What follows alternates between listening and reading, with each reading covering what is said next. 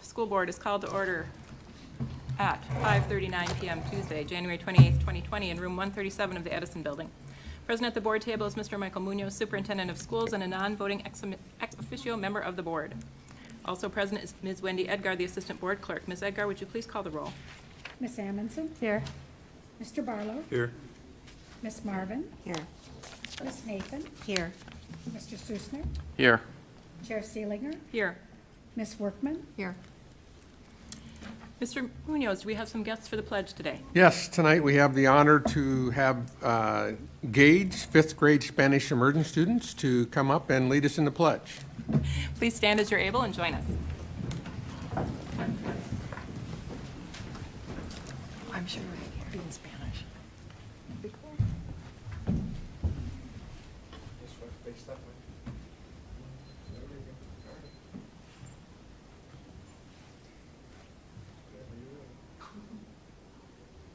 Yo prometo lealtad a la bandera de los Estados Unidos de América y a la república que representa una nación bajo Dios, indivisible, justicia y libertad para todos. Muy bien.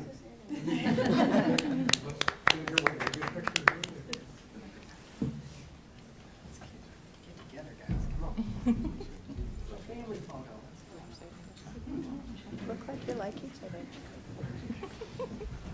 Here comes the paparazzi. Wait.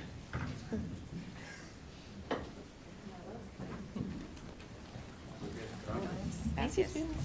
Thank you.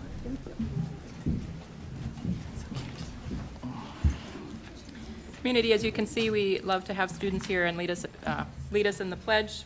I think Ms. Edgar usually takes care of those invitations. Also, for information purposes, that's our student government students who are flooding us with their pink papers getting signed that they have to attend a governmental meeting in high school. So we appreciate them being here on the second day of second semester. So good going, getting that done already. Done early. All right, let's see, approval of the agenda. Mr. Munoz. There are no changes? Move approval. Second.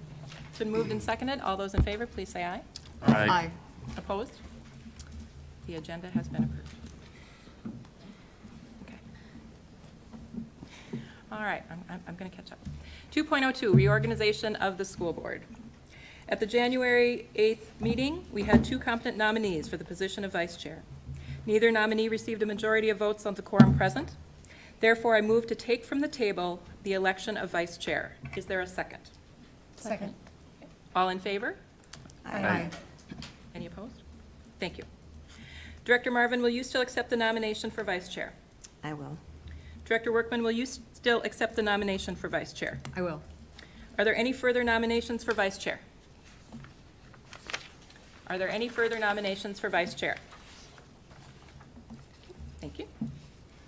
All those in favor of Director Marvin for vice chair, please say aye. Aye. All those in favor of Director Workman for vice chair, please say aye. Aye. Do you need to do a roll call vote, or did you catch No, that? I caught it. Okay. 4 for Marvin, 3 for Workman. Okay, four votes for Director Marvin for vice chair, three votes for Director Workman for vice chair. Director Marvin has received the majority of the quorum present. Thank you. Now I'll read the resolution. Be it resolved that the School Board of Independent School District 535 elect Director Jean Marvin as its vice chair for a term of 1 year, effective at the end of the meeting on January 28th, 2020. Move approval. Second. Been moved in second. All those in favor, please say aye. Aye. Any opposed? Thank you. 3, announcements and communications. 3.01, outgoing chair comments. At this time, we would like to give Director Barlow an opportunity to speak to his service over the last year as our chair. Well, thank you for the opportunity. More than just chairing the meeting and trying to maintain a modicum amount of order, this has been a great opportunity to learn and to be reminded of the community we serve, the students in particular, and the wonderful parents and teachers that are right there alongside of them. And what this past year has done for me has really encouraged me to, as I wind down my first term of serving on the Rochester Public School Board, it really gives me a sense of wanting to go for round 2 and continue this tremendous responsibility. One thing that I also realize is being a member of the school board, any school board in the state of Minnesota, is the only elected office where by state statute that school board members are required to undergo training. You can become a mayor, a governor, a senator, a representative, a council member. I left 1 or 2 off, but only school board members are required to undergo mandatory training. And towards that end, it's a privileged responsibility, and I think sometimes an understated burden that those who are elected to serve carry. And I'm just thankful for the opportunity to be a part of this particular school board. Thank you.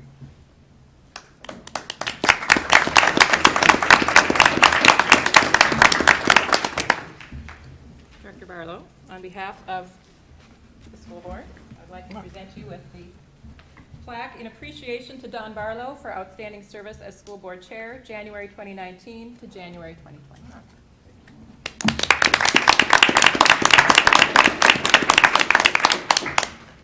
Isn't that cool? Pardon me. Okay.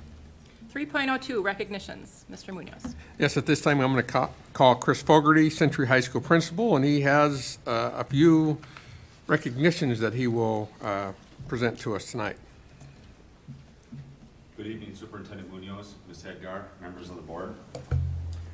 I'm delighted to represent the Rochester Public Schools and Century High School for 2 recipients of the Mayor Medal of Honor Award this year.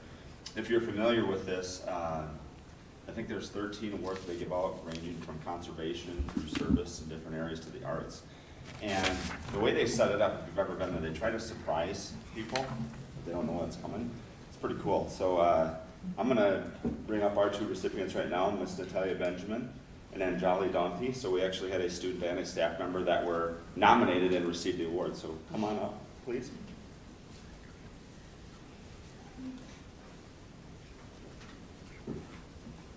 You can join me right up here.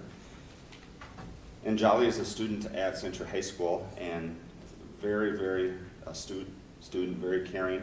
She received the Youth Serving Community Award, which entails some of her work that I think you'll be very interested in with the mobile apps that she's created, community volunteering, and being a student ambassador and student representative for Technovation. So were you surprised when you went? Yeah. You are? Okay. So we'll learn about how she was tricked into, how do you go to the Mayo Civic Center in the middle of the week at the middle of the day? So this is Anjali. Hi, I'm Anjali. So they kind of tricked me by telling me I was going to a technology event and I was going to go speak in front of a few kids and adults and tell them a bit more about technology and get them interested. So that's how they kind of lured me into their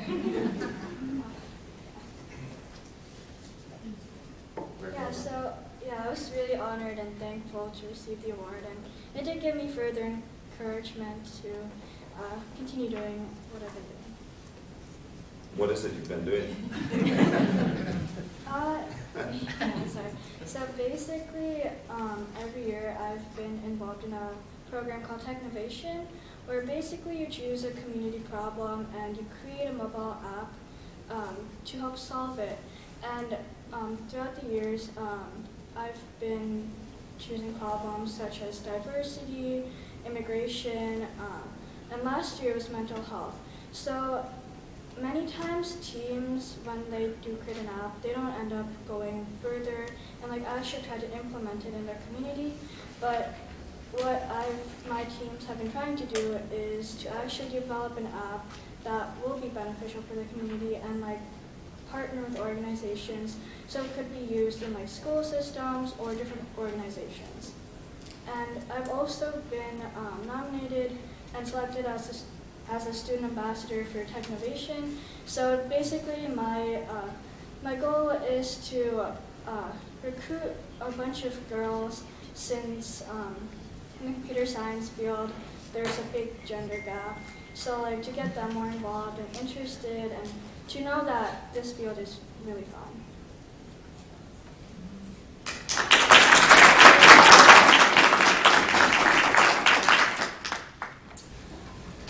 Next, I'll introduce you to Miss Natalia Benjamin. Mrs. Natalia Benjamin.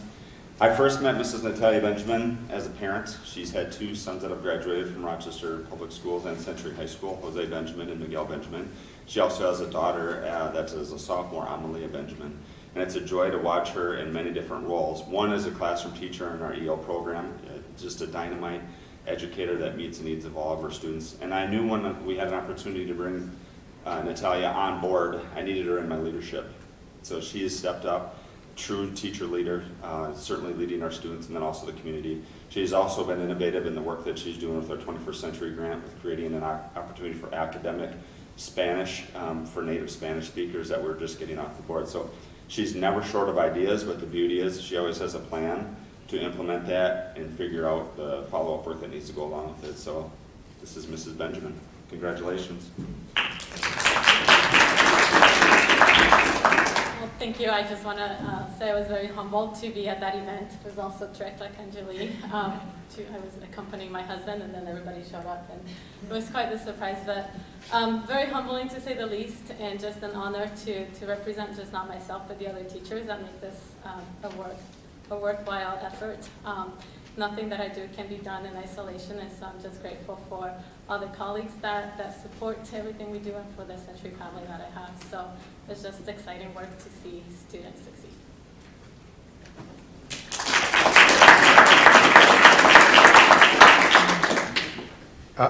Don't go away, Natalia. She was also, she didn't mention this, but she was also selected to the NEA Pathways Leaders of Color project. So can you tell us a little bit about that? Sure. I was honored to be selected to that this year, and the first meeting we had was over last weekend, so I was able to go to a conference. And as you know, educators of color are underrepresented in our community, and this is part of efforts from the National Education Association to teach educators leadership skills, and also to teach about equity in our schools, and to be able to bring that back to our districts and our schools, to be able to spread the word and help implement what I've learned with other educators. So I'm very excited to bring that back and be able to share that with my colleagues as well. Congratulations.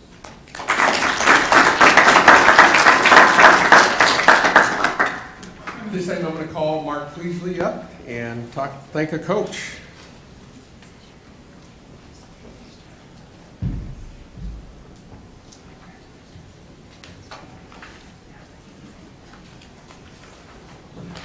Good evening, Ms. Senior, Mr. Munoz, Ms. Edgar, and board members. Just a little background before I start on this piece. Currently, I serve as the president of the Minnesota Athletic Directors Association. There's about 360 of us, and our leadership team met last summer to talk about how we can promote and recognize our coaches and advisors in Minnesota. And so I was set forth with the task to contact the governor's office to see if he would be interested in doing a proclamation on behalf of the schools of Minnesota and those advisors. And about a week and a half ago, after many attempts to contact him, I received the proclamation, which is what you see in front of you this evening and in your board packet. And so I'll just read a couple of things here about this initiative. With the support of Governor Tim Walz, the Minnesota State High School League, Minnesota Interscholastic Athletic Administrators Association, and the Minnesota Coaches Association, we are launching this campaign as gratitude towards our coaches and advisors statewide for the service that they do in extracurricular activities. We could not do what we do without their help outside the classroom, and it's very important to continue to have them support us with the students in our building and out in our community as well.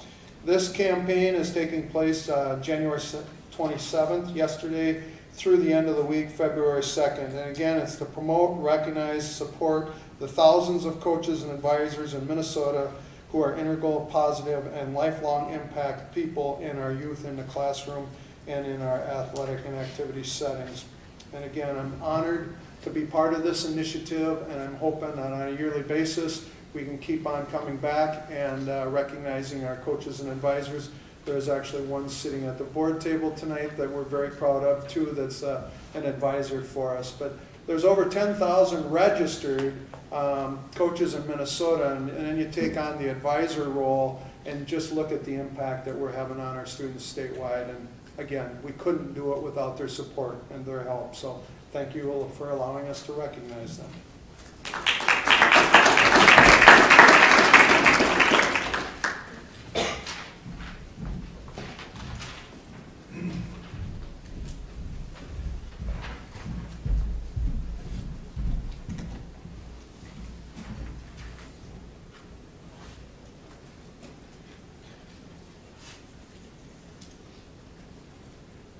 That's the one.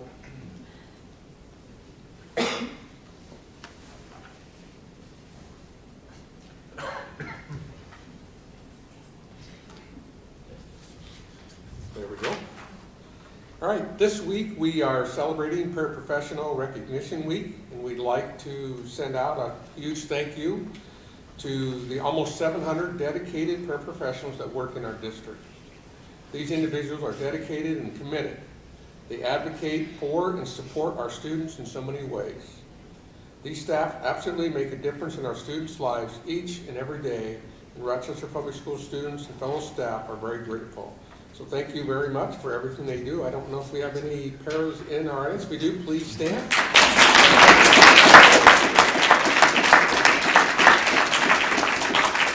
Thank you very much.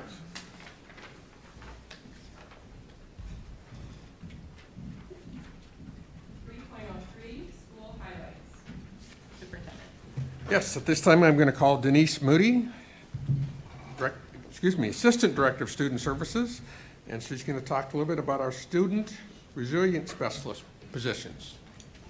Hello, Denise Moody, Assistant Director of Student Services, and here to share with you a little bit about a position that was new about 18 months ago called the Student Resiliency Specialist. I have a video to show you, so I'm going to not say too much and kind of go into that and take any questions when we're done. But this is a position that we have at all three of our high schools that is working to expand the services that we're able to provide to students to support their social and emotional well-being. So I'm going to go ahead and put that up and then answer these questions and hopefully technology.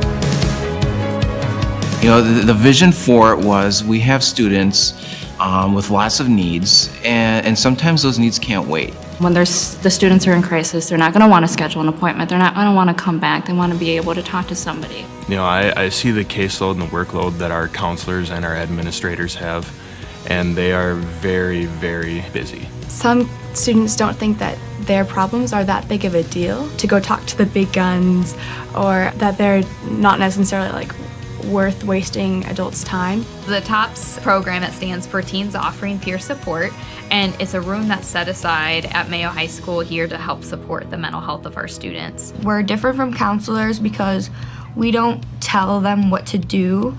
We're kind of more of a listening ear. I think it's amazing. We looked at how many people have come into the room. We've had over 100 within a month. It's sort of a mixed emotions thing because it's amazing that we have that, you know, outlet for people and this resource, but it's also hard to see that how many people need that. People around the school just walking around in the hallways or they're in their classes, they know that there's a safe space and that they're not alone. We're open every hour of the day, and we have multiple people in here so we can help many different people at the same time. I think that it's important because some kids don't have the healthiest home environments, so having somebody to talk to is very important because some people have to like keep all their emotions in and they feel like they can't talk to anybody. Just to know that they can walk into a room and get that immediate support is something that I think we are so fortunate to have and was absolutely something that was missing in our building. Everyone needs a place, and if this can be a place for even just 1 or 2 students, then it's worth it. Our students told us another need is for us to have a place where students can go and talk to other students. It's a safe place. It is a room if you need a friend. It is a room if you need to take a deep breath. It's a room if you're hungry, you're stressed. It's a place for laughter. And we really think it's a good idea because it just allows for so much more communication through peer-to-peer rather than peer-to-adult. The student mentors are volunteering their time to be there to help support their peers. Ever since I started, I really kind of just meeting with any students that come through our office. Sometimes teachers will call for backup support. It's really triaging what's going on with them because they'll come in normally with a crisis. My role as a student resiliency specialist works really closely with the guidance counselors and the admins to help kids improve their social emotional wellness. I'm kind of more out and about, very accessible for the kids out in the hallway. So when Bill is like wandering the halls, he can like see his people, and then he'll just like come up to you and like, you know, pull you to the side, ask what's going on. Bill just cares about everybody. Like, he just like loves all his kids, and he's just so happy every day. Even when he's not happy, he's happy. Like, he's just a fun person. When I see him, that's who I want to like, you know, be more like Bill. So at Mayo, the primary role of that position is to oversee the TOPS room. And she's kind of like our TOPS mom. Their students are always given the option if they want to talk with her versus us. I think it's just good to know that people are able to open up, break the stigma, and then just have people there for them. People are taking what we have and the mental health that is going around, and they're actually taking action for it. I think for sure it has opened up more communication about mental health and just really kind of normalizing that discussion, letting them know that a lot of students struggle with some similar things, and they just really didn't know that until they started talking about it. The social emotional wellness, it's not something that they have to hide anymore. That RPS has actually taken steps to say, hey, we understand that you're going through a lot. And, you know, I believe my role is kind of RPS's way of saying, hey, students, we understand it, we get it. Let us try to help you more. The student resiliency specialist positions really came from the voice of our students. Each individual school has tailored that position based on their own individual needs. Going to all 3 high schools, the positions are different, but yet all fulfill that same unique purpose of being able to augment the services that we are able to provide for kids. Through peer mentoring and through bringing awareness to the social emotional needs of students, I feel like we're building the social emotional skills of our students to respond to each other. There's definitely been a theme of how can we support each other, how can we listen, how can we do perspective taking with our fellow students.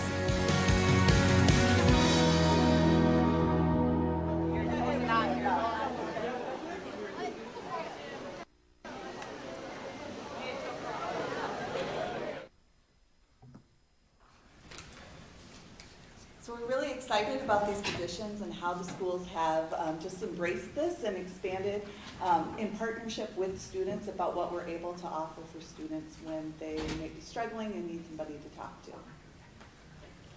You guys have questions for me? Board members? Issues, board members? Yeah.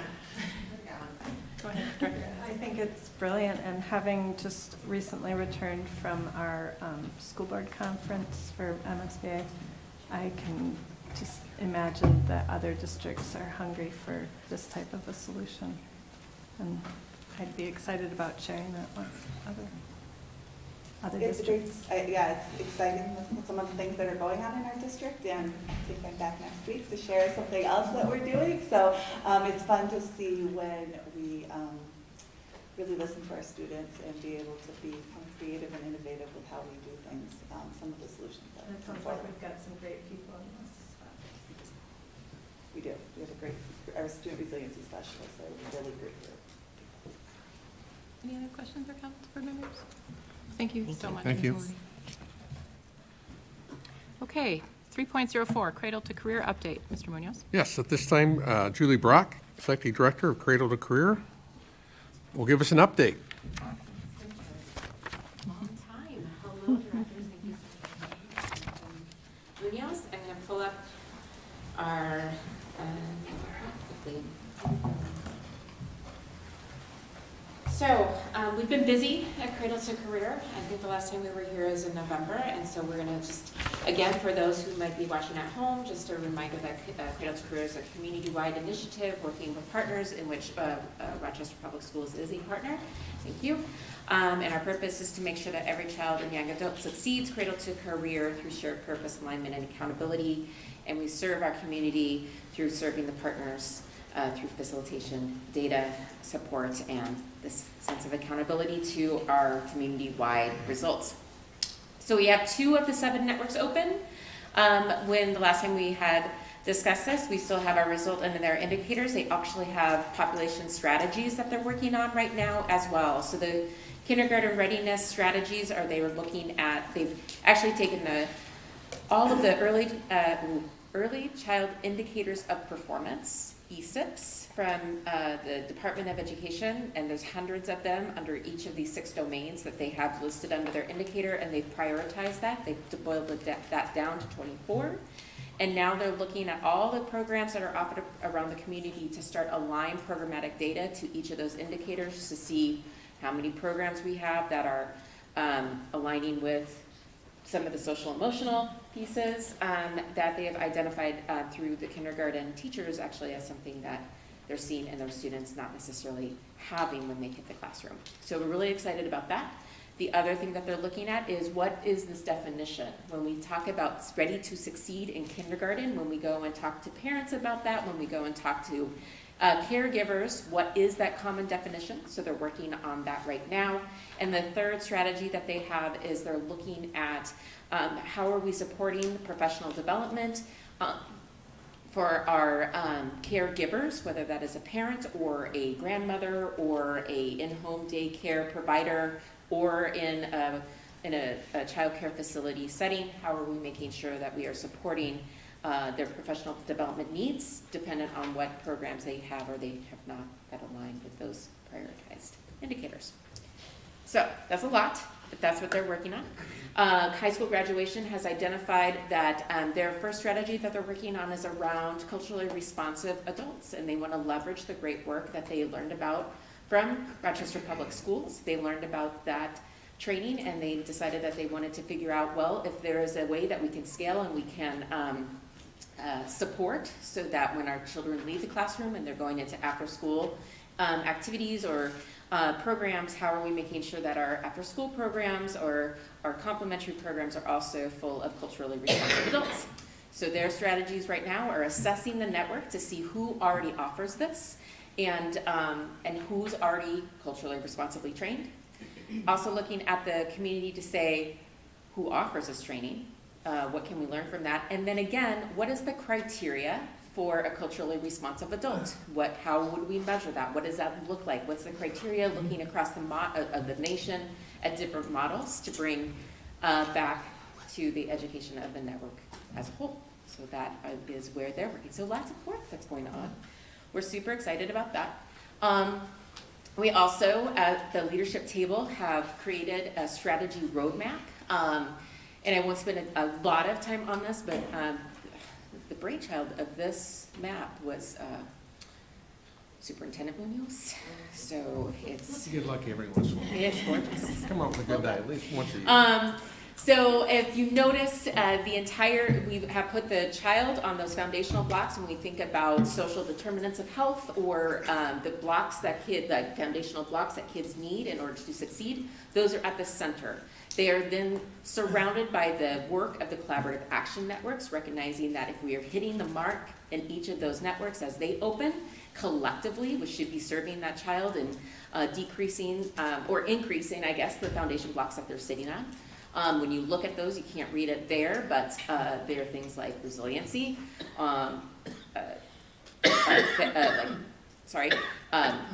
food equity, parental resiliency, treated mental health, so those social determinants of health. And then they're surrounded by other strategies, making sure that we are sustainable, that we are communicating both at large to make sure that people know who we are and what we're doing. Being thoughtful about community engagement. How are we engaging with the community? And that is a reciprocal dialogue, not just communications out, engagement as in what really truly are the barriers that you're facing and how we can break those down. Data and research and governance, and all of that is surrounded by equity. How are we making sure that we're making decisions through an equity lens? Recognizing that our kids and our families need different things at different times, and are we being mindful and using the data to drive those decisions through that lens. So this is a lot of words, but I'm just going to talk through it very quickly. Where we are right now. So with these two networks open, they have been working over 2019 to really get to that result and that indicator and the strategies. Now they're ready to go ahead and start to sign on their agreements. So I will be going out and visiting each of our network organizations to have them sign the agreement. The agreement essentially says, yes, we are going to dedicate time, and we're going to prioritize the time of the participant in the network to make sure that they can be here, they can adhere to the charter, attendance matters, data sharing practices, and that sort of thing. So actually, Mr. Munoz, I will be seeing you soon for that. And then the second document that each of the networks are in development of right now are the charter, and that's more the guiding principles for the people, the participants themselves. How are we going to work as a network? How are we going to make sure that we are moving forward? How are we making sure that we are making decisions through an equity lens, and how are we making sure that data is driving our decision making? So one is at the organizational level, that's that network agreement, and then the other is at the network level and co-created with each of the members there.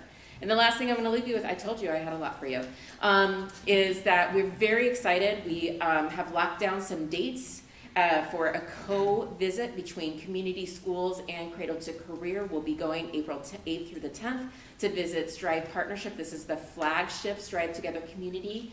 And we chose this because A, they're the flagship for Strive Together, but also all of their public schools are community schools, and we want to go learn from them as how this partnership works, how they are complementary of each other, and what are the lessons learned, right? So that we can continue the good work that we're doing here and scale it in a way that makes sense for our community.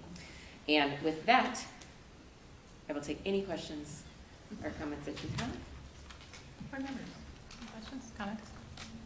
Are there any save the dates for 2020 of upcoming community events? There are. Thank you. I didn't even plant you, but yes, March 10th. So that is like Tuesday, I believe. Tuesday, March 10th, we have our community event. It will be at John Marshall Cafeteria, 6 until 7:30. We feed you dinner, as well as give you an update about where Cradle-to-Career is, and also we're engaging very specifically around the idea of equity and how we are gathering information from the community to give input on what equitable data reporting looks like, equitable networks look like, and equitable community engagement look like. So we want your voice to be heard. We want you to be involved. So please, yes, save your dates, and I will send an Eventbrite to you, actually to you, Wendy, after. Anything else, board members? Thank you, Ms. All right, thank you. 3.05, 2020 School Board Committee Assignments. Dr. Marvin? Yes, I'd like to invite Laura Frimmer to come forward, please. She is our student school board representative, and she's going to give you an update on the last couple of meetings. Good evening. Again, my name is Laura Frimmer, and I'm a senior from Mayo High School. I will be providing updates on our December 11th and January 9th student school board meetings. On December 11th, we started off with having our student nutrition department come, and they offered us, lunch and the opportunity to kind of vocalize our opinions about food that's currently being served in the district and the food that was served at that meeting. And I think a lot of students enjoyed this experience because in the past, when the nutrition department has come to either student school board meetings or they even came to Mayo High School student government last year, and I think at both experiences I heard students say that they felt like the food currently being served within our district wasn't very representative of the diversity that our district encompasses. So they really appreciated this opportunity to kind of branch out and partner with different community members to create food that is culturally representative of the students in our school, and to highlight that at our student school board meeting. And after that, we had collaboration with other schools and their delegations of student school board members. And I really enjoyed this experience because so often we're just partnered up into our school, and we got to kind of hear updates on what different schools are trying to kind of hear from their student body and be able to address the needs they have, because we do have the opportunity as student school board members to come to our meetings and, speak to Dr. Marvin, Mr. Munoz, Denise Moody, amongst others. So it's really good that we can be able to represent our school holistically. After that, we had Heather Willman from the Department of Curriculum come in, and she talks about new courses that are being offered in the school district for next year, and that ranges from the Sergeant's partnership course, as well as ukulele and diversity studies, yes. And I think that was a really good way for us to kind of get the word out about new classes that are going to be held. But one pushback we had was from ALC. They didn't get any new course description options, and generally speaking, they have a less dense course guide. And I think the biggest concern was that they don't have the opportunity to take foreign languages at their school, which can be a barrier when applying to colleges, just because nowadays more and more schools are requiring 2 or more years of foreign language. So making sure that they have an equitable experience and opportunity to get into any school they would like to after high school. And after that, Heather Willman also provided us a chance to vocalize our opinions on grading for learning and social emotional learning and how we feel like it's being implemented in the school district. I think most students feel very conflicted.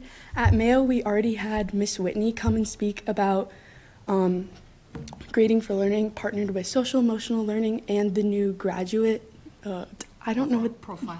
Yeah, the graduate profile that we have within the district. So I think our delegation of student school board members felt more comfortable with it, but other schools felt like they weren't getting the same explanation as teachers are on why we're implementing this and how it's supposed to make us better students. So I think that was one thing that we should look into moving forward in the future. At our January 9th meeting, we started off with a Mentimeter by Denise Moody, who's the Assistant Director of Student Services, and that was again about social emotional learning. And it also provided some of the results from the Panorama survey that we took in the district. And I think it was an eye-opening experience to hear what other students in our district are feeling about how they're being supported in our schools and represented.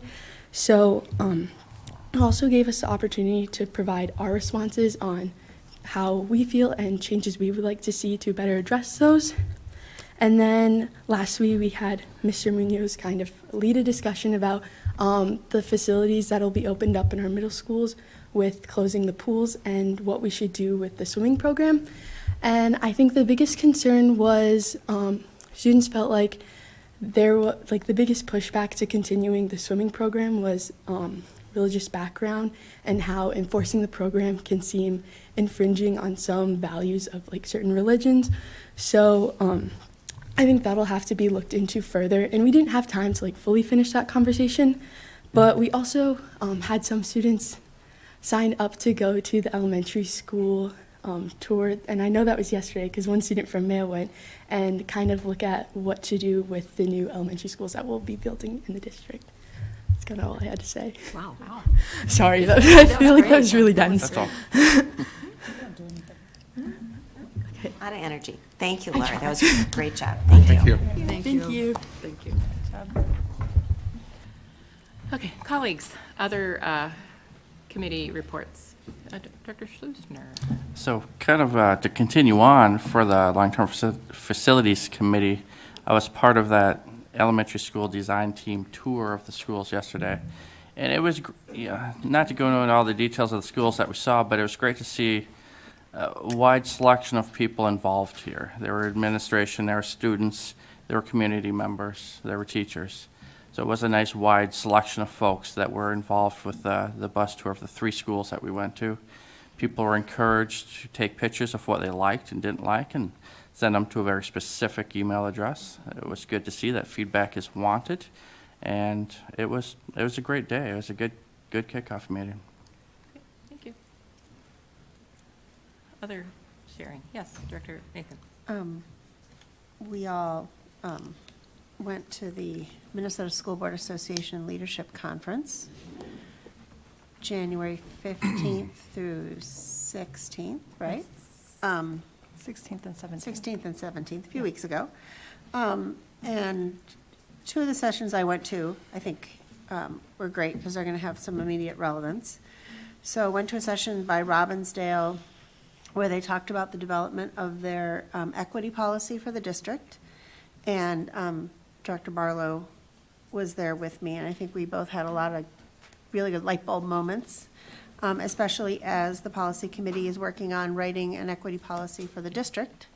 So we've taken some of this into our work, and they have offered to provide us any additional information if we want. One of the things I thought was really great is how they connected their vision and their mission, their priorities directly to the equity policy. So it's all connected, which is great.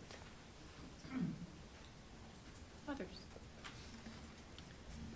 Back to committee assignments. I don't often report on Youth Commission because they do an awful lot of work, but not a lot of it is relevant to the school district directly. For those of you who don't know what Youth Commission, Olmsted County Youth Commission, it's basically youth who are addressing issues of concern to youth. So they problem solve and assess and go out and be productive problem solvers and community members. But I did want to acknowledge them because they did volunteer activity where they collected donations for ALC, non-perishable food items, and personal hygiene products and that type of thing, amongst the many, many, many hours of service they provide to our community. So very proud to be part of that group. And then can I follow up on the MSBA conferences? Lots of great sessions that I attended. One that hits close to home is a gender inclusion policy. We were provided with some model policies and rationale behind adopting a gender inclusion policy. So I would look forward to being able to present that in the appropriate way to the policy committee. I don't know how that works when there's 3 of them and 1 of me. That makes 4, so I don't know if that has to be a scheduled meeting or what that would have to do, or if I just would nail down 1 person, transfer everything from my brain to theirs, and ask them to bring it to the policy committee. But I look forward to direction on how I might share my knowledge on gender inclusion policy. MSBA does have a model, but there are other districts who have done wonderful things with theirs. And then I also really enjoyed a presentation called What Does the Research Say? And it's just what it sounds, but it's topics that are hot button issues to school districts. And rather than just saying things, for an example, one of them is class size, rather than just saying what we all hear multiple times, like class sizes is the best use of our money and will automatically result in increased academic achievement. What does the research actually say? And I was excited to hear that the people who are presenting this information, they work through the Principal Academy, I think it's called. I can't remember, but I heard that they do also work with people in Rochester. So I think that's a great reminder to all of us that sometimes what we believe to be true because it's said so often occasionally needs to be revisited with studies and research. Okay. Very enjoyable. Anyone else have something to share? Director? So I wanted to let somebody else go first, but I went to a second session that was School Board Self-Evaluation, Connect, Communicate, and Core Values. And we're having our first school board evaluation at our study session next, in 2 weeks. But I'm going to hold on to this document because not only does it include the components from the MSBA self-evaluation process, but it links in that Trust Edge, which was the speaker at the previous year's school board conference, and how they connect those two pieces and their strategic plan and strategic priorities. So going to save this. It was a lot of information, and but the district has done a lot of, Lake Crystal did a lot of integration of the pieces, so it might be useful in the future. Dr. Marvin? One session I went to at the conference was on the mental and physical impact that racism and race-based stressors have on students of color. And one of the issues that was discussed there was called stereotype threat. And this is the notion that when kids get stressed by hearing people who look like them talked about in a negative way. And it occurred to me, and brought this up at the session, that Minnesota gives the MCA test, and we get the results back, and then we are laser focused on narrowing or eliminating that gap between our kids of color and other kids. And so we talk about it. But what they said is when you keep talking about kids of color who aren't getting the same test scores that other kids are getting, that's kind of perpetuating a stereotype. Mm-hmm. And and the issue is we need to focus on that. We need to do better for all of our students. But are we unintentionally sort of continuing a stereotype that might exist in their minds? So I think as a board, as a district, when we talk about that, we maybe also need to talk about the other fact that we know proof positive that the intelligence, the ability, the potential is the same in every group of kids, regardless of race or color or ethnicity or gender or anything else.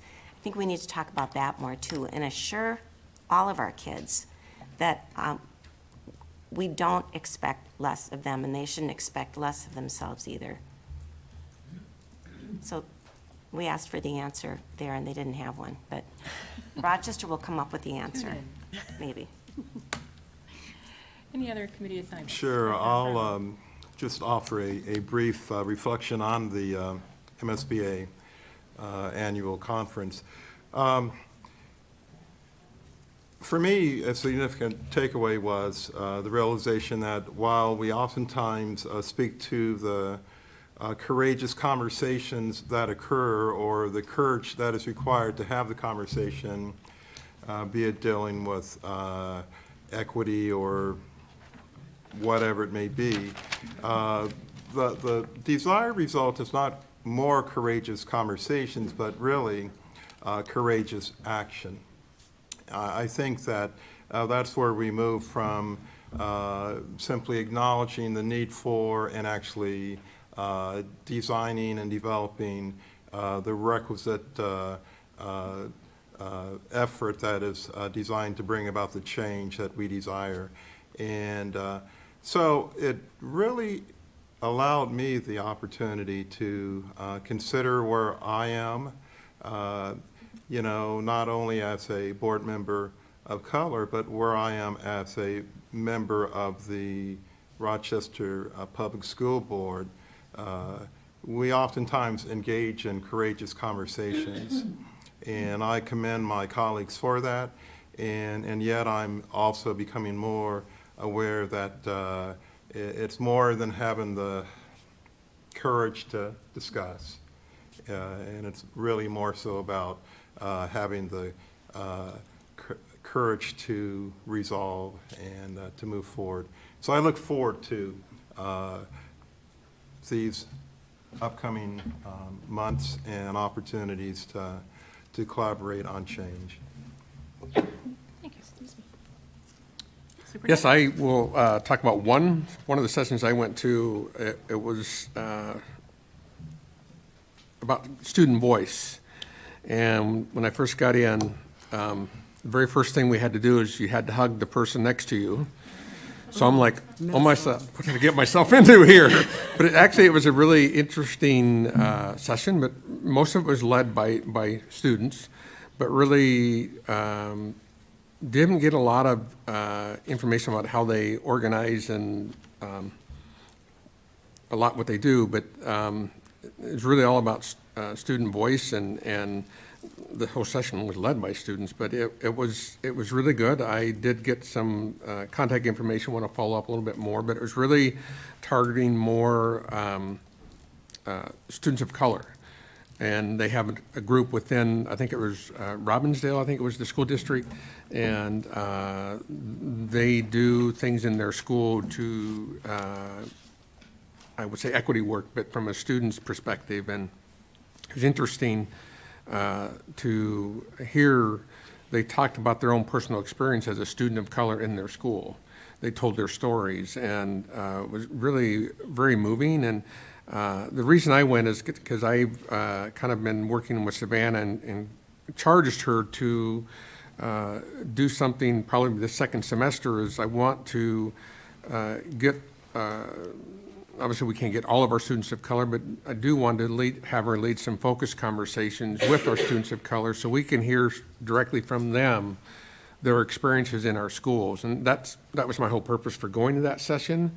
But it was, like I said, it was after I got over the hugging a complete stranger, I was okay. But it was a good session, and I do plan to follow up. And then you're aware, last week I was at a superintendent's conference, part of a group that innovative group I'm with, and the focus was more on school safety, but one day we did talk a lot about social-emotional learning, and we were able to share what we're doing, and we are really, Bill Daggett has said this to us a couple of times, and you kind of, well, yeah, he's just saying that, but we are really out in front of this. A lot of the districts there aren't doing the work that we're doing, and we're taking a lot of notes. The resilience specialist was one that they were really interested in, and and the fact that we're did the panorama survey not only with students but with staff, and looking at addressing the social-emotional well-being of our staff as well. So I think I want to commend our staff that are doing that work, and because these were superintendents from all over the country, and they were asking for business cards and wanting to follow up. And so I think we're not done, but I think some of the things that we're starting is definitely going in the right direction. Anything else? Dr. Workman? Can I be last? Anybody else want to talk? Okay. Okay, so this was, and this is kind of a plug for something that Deborah and I are going to be doing sometime in March, we hope, which is our Student School Board Academy. So, Not Student School Board. I'm sorry, not Student School Board. School Board Academy, thank you. We've been talking about students. Students could come, most certainly. And we did a presentation, and first of all, I really want to express my appreciation to Chair Seelinger for all of the work that she did on this, and to tell you all, if you have not heard her present, please take the opportunity to do so, because she's a master of it. I really learned a lot. And we kind of had some fun. I was really excited at the fact that people actually came to our session, considering that the weather was very bad on Friday morning. And it was Friday morning. Yeah, it was Friday morning. And I think that the response from the audience was really interesting in that none of them had anything like this in their district. And I know we did similar sessions years ago in much more depth than what we're planning on doing. But even though it's called School Board Academy, this is also an opportunity for the community to come and learn a little bit more about what school boards do and how they do it. And for potential school board candidates who might be interested in running in 2020 or 2022 or 2024, pick your even-numbered year. We'll give them a little bit of a flavor for the expectations and time commitment. So we are also doing a repeat of this at the National School Board Association in April. So this was a good dry run for us. And I would like to thank my colleague, Director Workman, for putting on a dog and pony show with me, and it was a lot of fun. I was and- the dog. It was a lot of fun, and I do wish more people had been there, and it is kind of a novel concept. I don't know, I mean, we've certainly done it here before, but I think it kind of made us be self-reflective of our work to be able to Yes. tell other people about our work, so. Yep. Kind of semi-related. I think it's easy for all of us to focus on the negative because people reach out to board members probably more when they're unhappy than they're happy. And I think just a lot of things we heard just now, I think in our system, from the system to the board, I think we're doing a lot of great things for our students and for our community. And I think we sometimes don't focus enough on that. But that's a perfect example. I mean, our board is doing something that other boards aren't doing and would like to do. So maybe just remind us to think of all the great things we're doing and not always focus just on the few things that people are really upset about. Anything else for the guys? All right. Let's move on to the consent agenda. Do I have a motion to approve the consent agenda? Motion approved. Second. That's what I'm supposed to say? Oh, and you told me that's not what I was supposed to say. Oh, this is an action item. No, No. you're supposed to ask for any items to be removed. I forgot to put that It's on. not in my notes. Is there any items on the consent agenda that board members would like removed for separate consideration? Hearing none. Motion to approve. Second. Any discussion? All those in favor? Aye. Any opposed? Thank you. That's okay. We're getting second meeting of the year. We're getting it. Ed, Superintendent. Okay, yes, some retirements. First one is Julian Rogro, Special Education Instructional Coach at Mighty Oaks Early Learning School. Retirement effective the end of the day, June 8th, 2020. And she'd be with the district 30 years. Paraprofessional retirement, Margaret Murphy, Special Ed Para Note Taker at Mayo High School. Retirement effective the end of the day, January 23rd, 2020. Been with the district 5 years. And the third one is Sopara Chun, Custodian 1 at George Gibbs Elementary School. Retirement effective the end of the day, January 31st, 2020. Has been with the district for 19 years and currently on a medical leave. And also a couple other announcements. It's with deepest sympathy that we announced that Mike Corcoran, transportation paraprofessional at the Edison Building, passed away on January 17th, 2020. Mr. Corcoran had been with the district for over a year. And also with deepest sympathy that we announced that Cassandra Wilson, former elementary education teacher at Bamber Valley Elementary School, passed away on January 11th, 2020. Ms. Wilson had taught for the district for 12 years, so our thoughts and prayers go out to both families.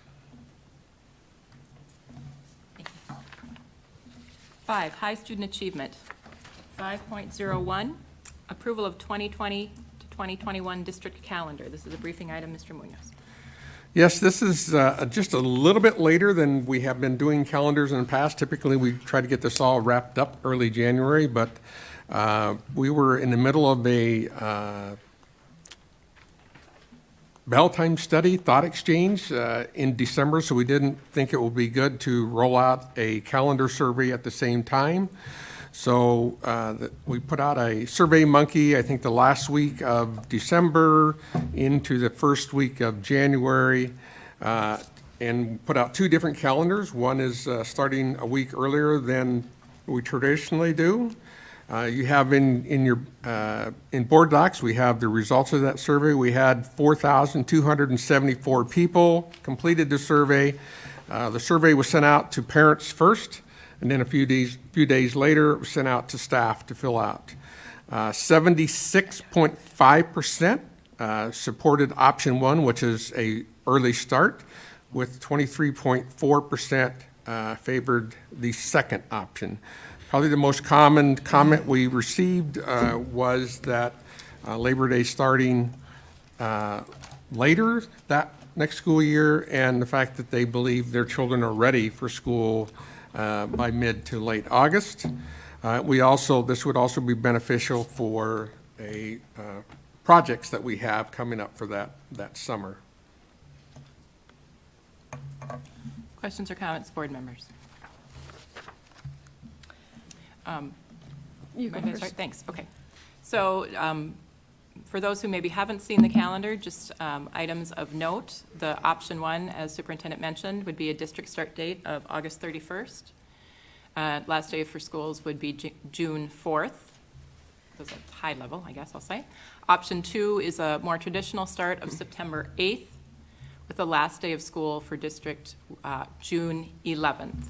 I would also like to point out and thank the Meet and Confer Committee, or all those involved, for recommendation that schools will be closed on Election Day, November 3rd. We know that every election day is a big election day, and 2020 in particular brings a lot of people into our buildings, and as our schools are voting sites. And so appreciate for the idea and the support of that idea, and the safety and well-being of our students and facilities.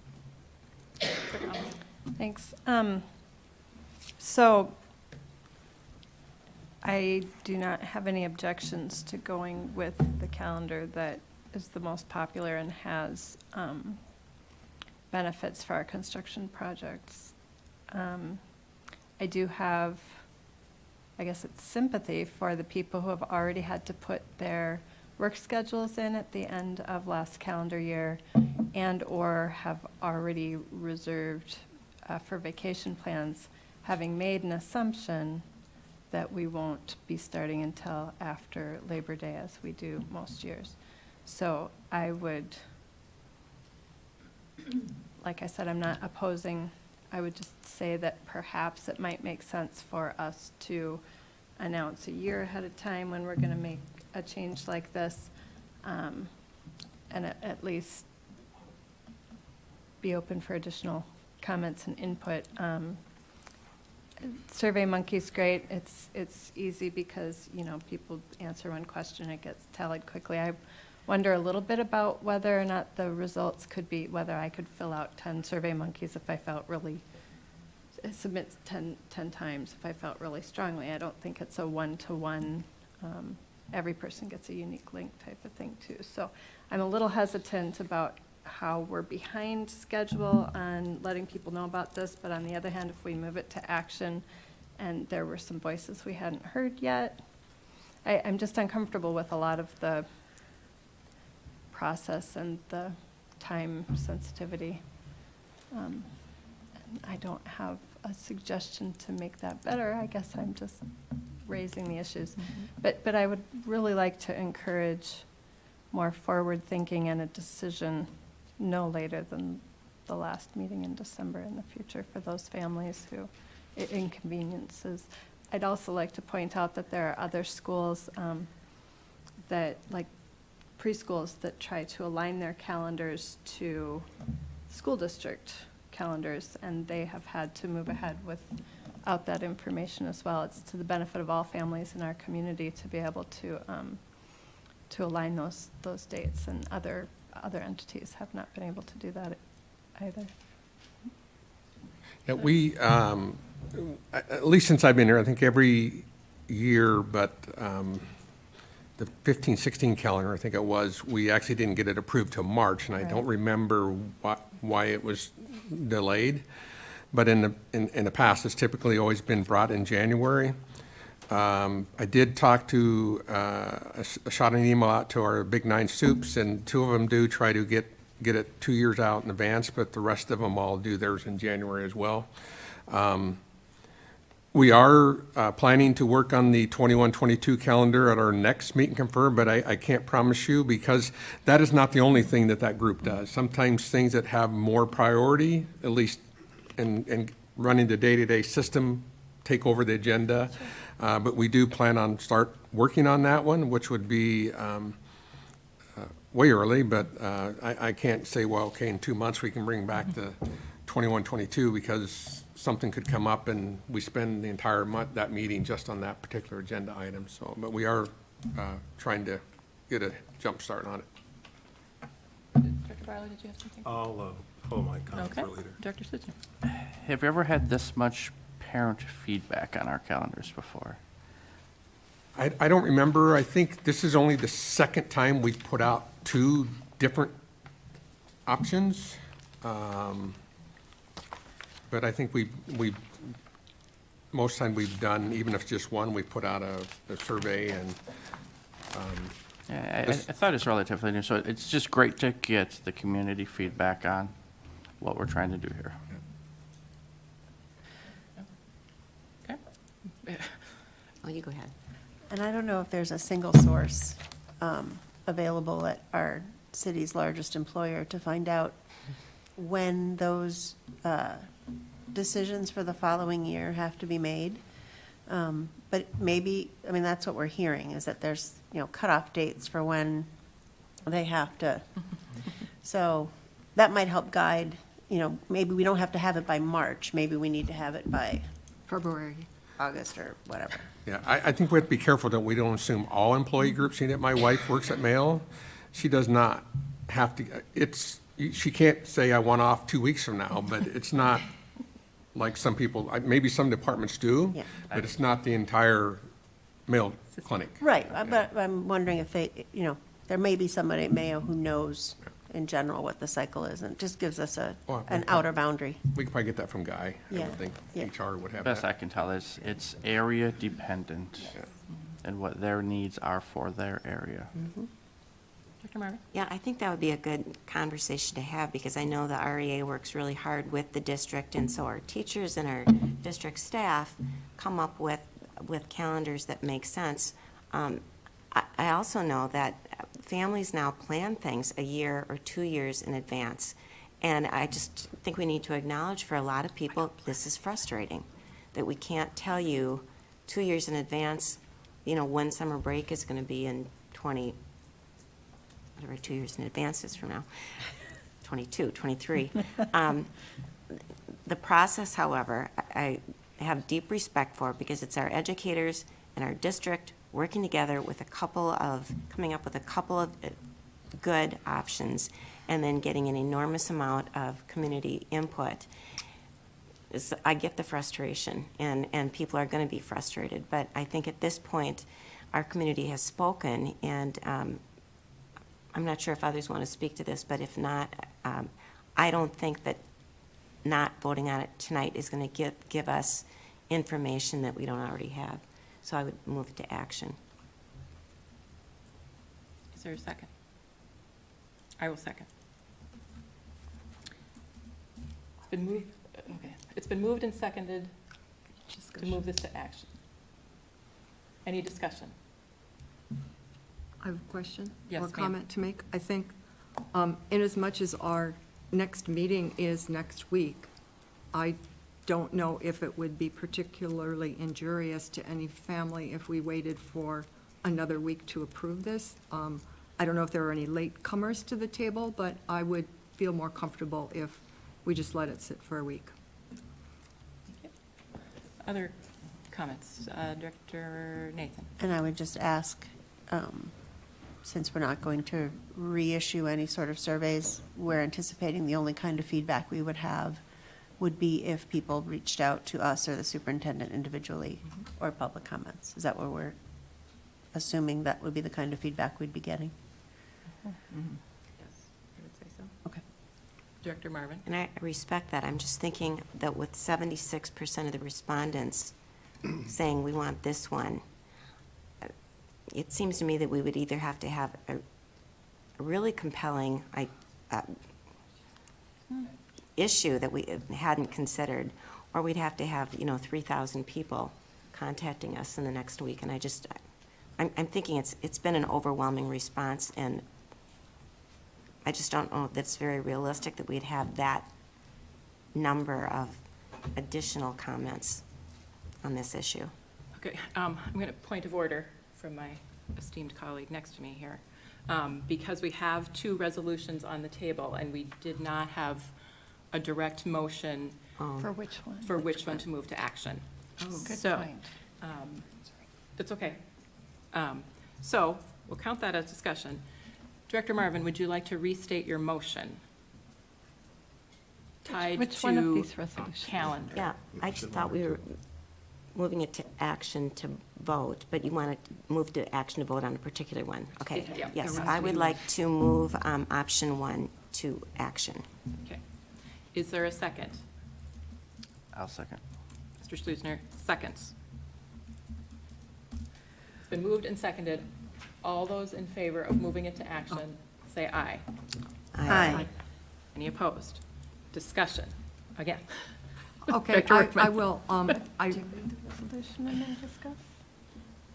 no, because we're talking about moving it to Okay. action. No, we're still, We just voted to move it to action. Oh, We did. So now we read the resolution. okay, then we have discussion. Thank you. I lost track. I'm confused too. you tell me what to, where and at. Read the resolution Okay. of option 1, Thank you. and then we'll discuss. Second meeting of the year, folks. Very confusing. 2 resolutions. All right, I am going to read the resolution for option 1. Be it resolved that the School Board of Independent School District 535 approves the 2020 to 2021 calendar with a start date of August 31st, 2020 for district schools. Move approval. Second. Moved and seconded. Discussion. There, your Director turn, Workman? Julie. I would just like to say that I thought that Dr. Marvin made some excellent points, so I withdraw my, not that it went anywhere anyway, but. Thank you. Thank you for pointing that. I really appreciate it. And thank you for the thank you. Welcome. We're so nice here. Just wait, we'll fight outside. Rumble in the parking lot. Any other discussion? Okay. So, hearing none, all those in favor of approving the revolution. First meeting. Resolution, please say aye. Aye. Any opposed? Motion passes. Thank you for communications, who will probably be putting this out to all our stakeholders quite soon, if not right now. Okay, this one should be easier. 5.02, approval of the 2020 to 2021 Longfellow calendar. This is a briefing item. Superintendent Munoz. Yes, the process we used, Meet Kemper creates the district calendar, and then that's given to the Longfellow administration and staff, and they use that to create their calendar. So this agenda item has the Longfellow starting on July 27th as their first day, and their last day of school would be June 8th. And just a reminder for those in the audience, they're on a 45-15 calendar where students go 45 days, 15 days off, and then back on. So that's why they have a separate calendar. Director Schleusner. Were there any considerations that needed to be made for the construction project that will be going on at Longfellow? No. I mean, no, not based on the conversation we had today. Not, now, the next one, but we'll talk about that at the second February meeting. We're going to give you an update on the projects, and we'll have that conversation, how that may impact that. Good question, Director Schleusner, but yes, just to point out, changes being made to Longfellow Elementary in the future, but this calendar, as we approve it, is not going to be, either not being impacted, or we have, will accommodate the impact of the actual daily schedule. Anything else, board members? Motion to move to action. Second. Been moved and seconded to move this to action. Any discussion on moving this to action? Hearing none. All those in favor of moving this to action, please say aye. Aye. Any opposed? Thank you. It's now an action item. I will read the resolution. Be it resolved that the School Board of Independent School District 535 approves the 2020 to 2021 calendar for Longfellow 4515 Elementary School. Move approval. Second. All in favor, please say aye. Aye. Any opposed? Thank you. All right, we're ready for another school year. 7, efficient and effective operations. 7.01, approval to hire an architectural and engineering firm for the design of the referendum projects. This is a briefing item. Superintendent Boyd. Yes, Scott Sheridan, Executive Director of Operations. I think he's going to be joined by Cole Nelson, Assistant Coordinator of Construction Service, and Tom Lamer from Knutson's will be briefing us on this agenda item.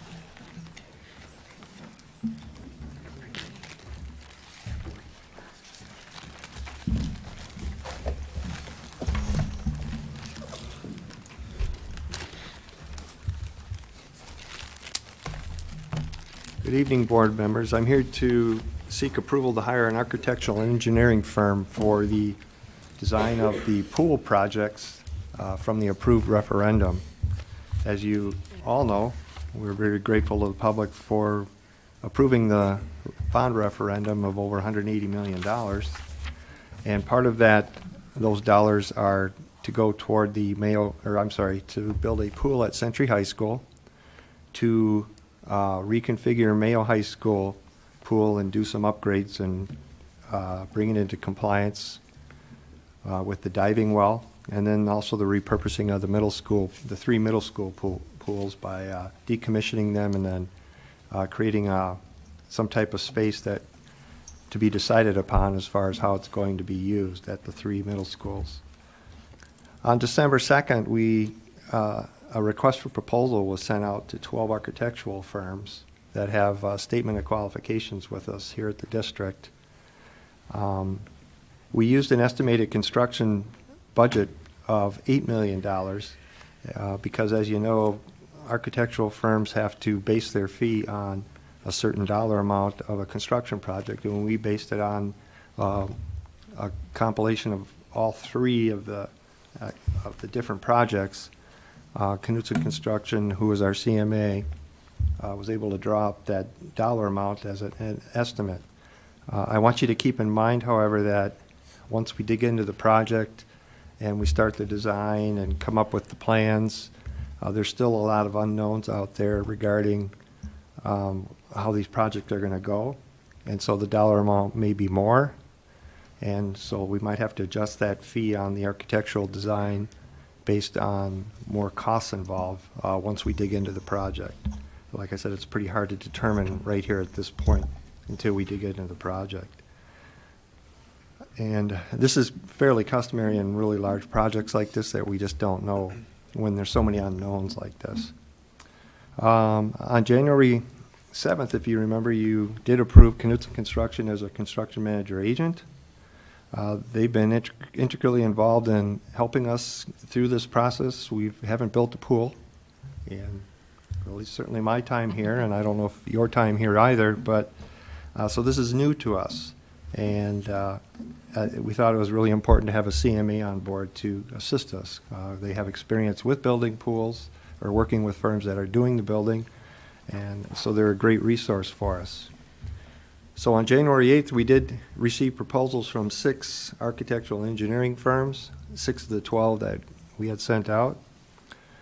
We created a group to review the books, their proposal books, and this is a best value type of process. We blind rated each of the proposals, turned them over to the purchasing manager, who then compiled a list based on those points of the top firms.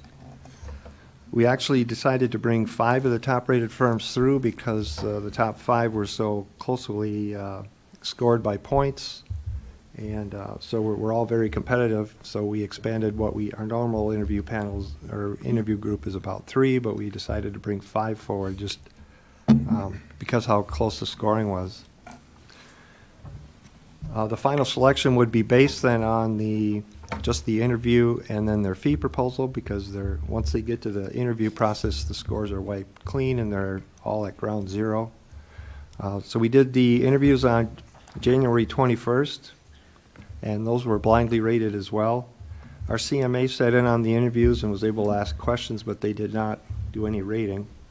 And our purchasing manager also sat in on the interviews, but he did not do any ratings. So the ratings were done by construction services people and 2 activities directors from the district.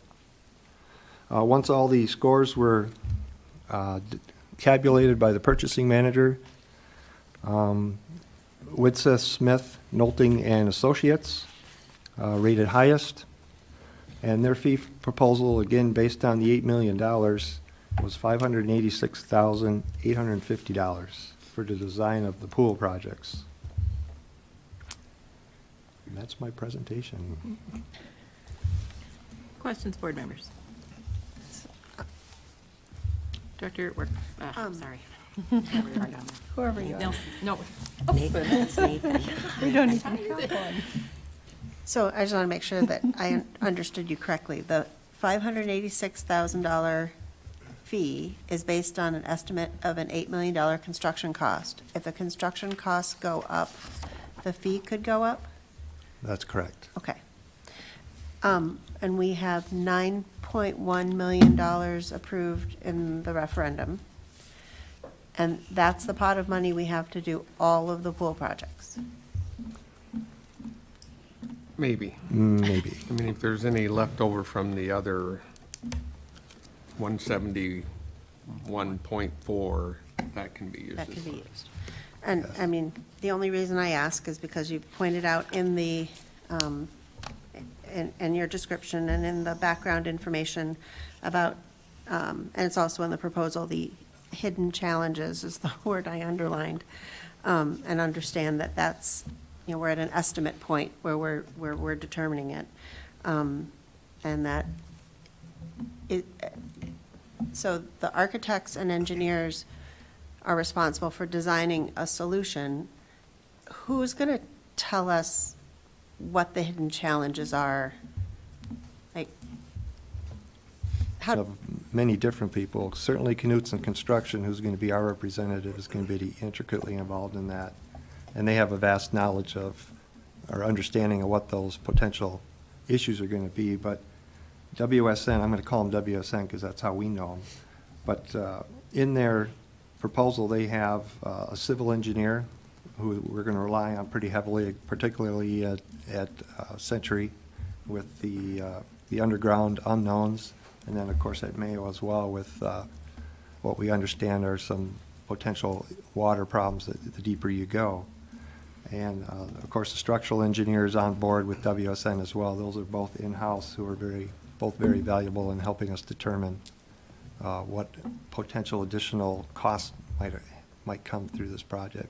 Did I explain that well enough, Tom? Absolutely, Scott. And I think Okay. the other thing to point out, too, the reason why we're bringing it up is we put all the projects into one spreadsheet to track total project costs so that we can give the update to Scott as needed to be able to track any risks that may come up on any project and provide a solution on how we can maybe solve some challenges by making adjustments other places. So we are monitoring total project, not just one project being the pools. Director Sluizer. For the A&E selection team that went over the bids, were there any of our community members who are very involved in pools part of that selection team? No, like I said, we just had the two activity directors, one from Mayo, one from Century, since it's their schools, plus the three construction services. Myself, Cole, and Bill Burt, along with the two ADs were involved, the five of us. Okay. Other questions? Director Marvin. The materials that you included with this were really thorough. I learned more about swimming pools than I thought that there was to learn. But and this may not be the venue to ask this question, but if there is a problem, for instance, with Mayo Pool, if you get into it and discover it just can't be modified the way you're planning to modify it, is there a plan B? Or is that something you don't want to talk about now? I mean, I know it's not top secret, but I'm just curious. I'll let Tom answer, or Cole answer that one. So when we got brought on, we knew about the potential water concerns at Mayo. So we've already solicited some proposals for soil borings to really find out where that water's at. And we hope to authorize that within the next few days, which then will help us down the path with the designer who we hope to have a kickoff meeting with later this week, pending approval tonight, which then we will be able to start analyze that closer. So we will jump in very quickly, analyzing that potential risk. Thank you. I appreciate, Mr. Leimer, that you talk about the monitoring of the whole project, and I think that's the value that you and Knutson are bringing to us, especially with all these moving parts.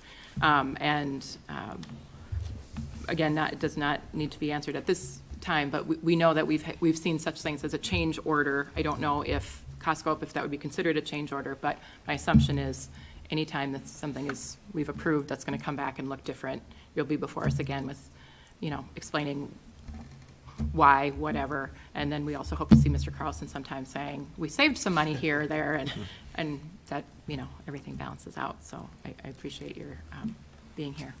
Director Nathan.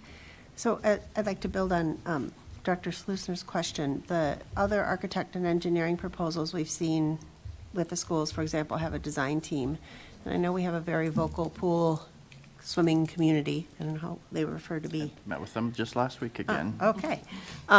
Who, this is the facility that's going to serve them. And I didn't see anything in the architect and engineer proposal about a similar kind of process. Is that part of what they do, or is it part of what Knudsen does, or? That's a very good question. One of the questions we asked them during the interview process was that community involvement, during the design phase, to get their involvement. We explained to them we have a very active swim community. Activities Director Queasley pointed out that it's probably one of the largest ones in the state. And so we have a lot of valuable resources there to draw from to help us with this design. And WSN was very specific in saying that they will have community meetings in order to get input from the community based on what they think we should do, try to fit that into the budget that we have, but be very realistic about and upfront with the community members as well, but to absolutely draw on their expertise during the design phase. So to kind of continue on that community group plans on being at the school meeting next month, first one next month, to share their concerns about making sure they're involved. So it'd be good if you approve this, that WSN would reach out to them maybe before our next board meeting, just to let them know they'd love their input. Thank you for that input. We'll make sure they do. And I think that we have seen in the larger proposal that the importance of the community engagement to this board, and so appreciate that that's going to be in all phases. Yes, Director Workman. Yeah, I have a quick question. So the pool project, where does it happen in the timeline with all the other buildings? I mean, is this something that's kind of soon or later on?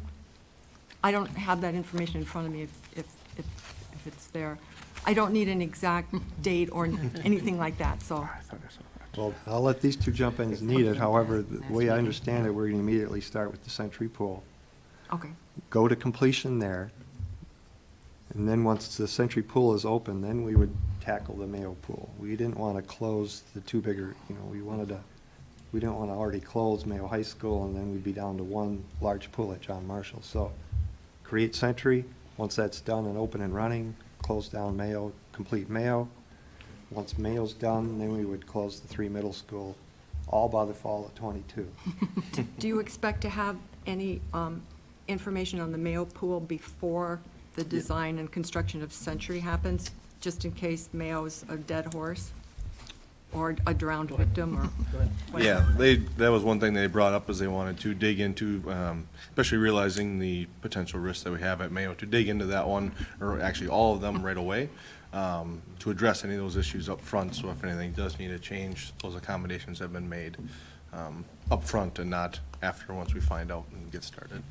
The reason I'm asking my question, I'm not trying to trip anybody up at all, because you guys do a great job, is if the pools are first and we decide, well, we can do Mayo, but it's going to cost $20 million more, well, we probably won't do it. But how much money could we actually take out of that $171 million to fix Mayo, and then we go back and we say, oh my gosh, we're short? I mean, it's not that I don't trust you at all, I'm just concerned about the whole process. There are a lot of risks involved in this that I completely understand, and one of my concerns is the Century Pool budget, and we have promised the public that, and they voted for this, that this is what we're going to do, and that's our whole intent. If it does cost $20 million, we'll be back here in front of you asking for some direction from you to see what you want to do regarding that issue. We're hoping it won't, but we're hoping being able to track all the projects at once. If we do run into a potential challenge, we can provide some solutions to maybe get that back to where we thought it should be, or look at providing a solution part of one of the other projects that you have going on.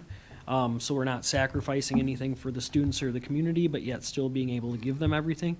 So it will be a very there'll be options throughout to try to balance this. It might not always just come from the pool budget. It could come from the other savings as well. So, Right. Well, I want to say, I'm really happy that this is your problem to figure out and not mine, and I appreciate the updates that will be coming, so thanks for that. And one other point, if some of it is due to deteriorated conditions, we can also utilize some long-term facility maintenance revenue if needed to attach to any project that we're doing Great. as well. That's good information. Director Barlow. Wanted to thank you for answering, at least in my mind, the question of schedule with your attachment D that actually outlines all that. And then as I looked at this over the weekend, I thought I recall seeing a number of answers provided to questions. And I thought that was quite useful.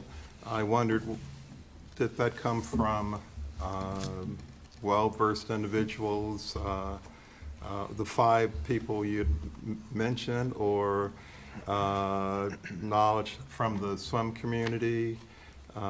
Really don't have to be specific, but I appreciated the fact that questions and answers were provided. I did have one additional question unrelated to necessarily the schedule, but more so to the access to the community. We oftentimes, make reference to, we have a very active, swim community, and we do, but there's also a very active community of voters who actually approve this referendum.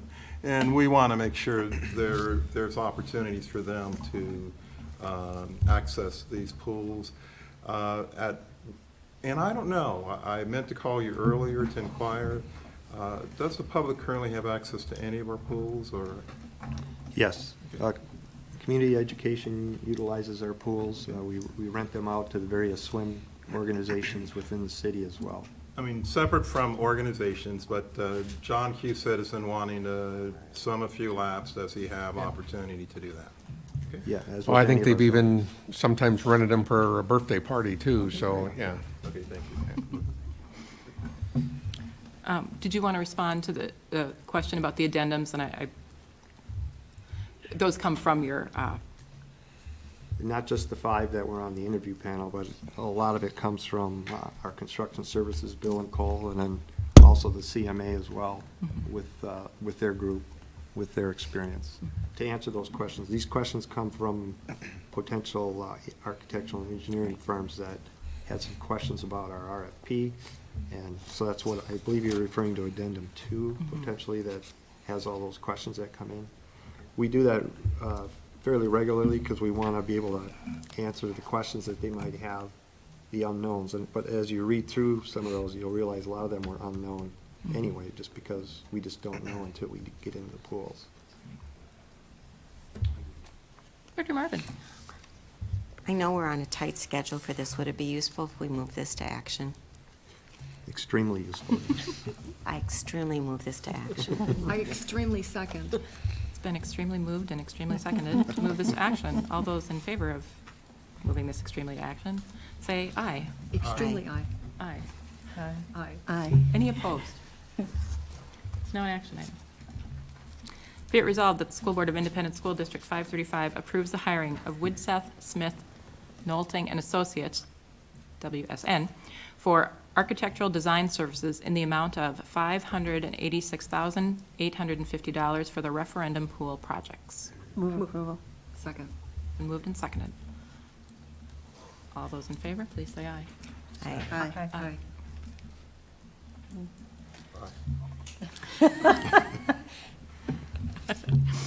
Motion passes, correct? Did we get enough people to, pardon my. Thank you. Pardon my stomping on the discussion. Thank you, gentlemen, for bearing with us. Okay. 7.02, approval of the third addendum to the purchase agreement for the purchase of land to construct a future school. This is a briefing item. Mr. Munoz. Yes, just a reminder to the board, we had a conversation about this, and the board asked us to reach out to the owner to get an extension.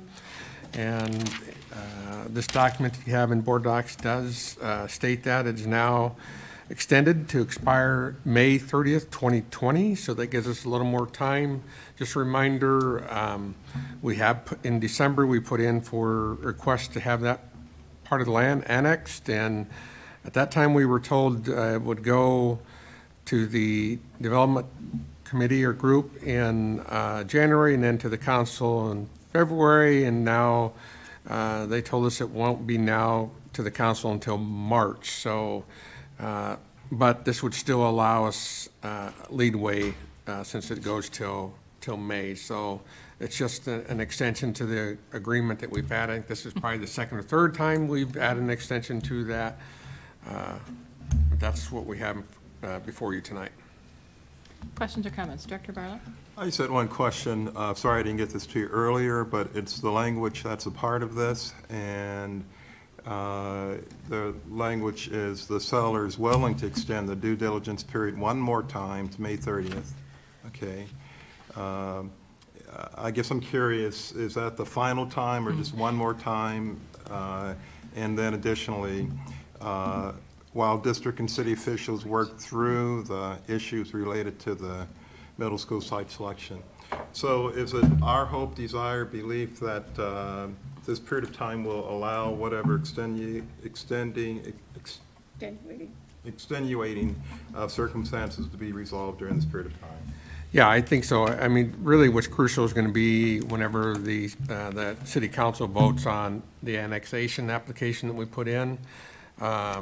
But I don't anticipate we would come back for another extension, because we get too much further than that, then we're going to have a little trouble meeting our open deadline that we have planned. So, but our hope is to get our answer that at the council meeting. We continue to meet with their staff. We actually were scheduled to meet today, but Kevin got sick, so we had to cancel that, and we'll reschedule that meeting with them. But I think we should be fine with that May date. Thank you.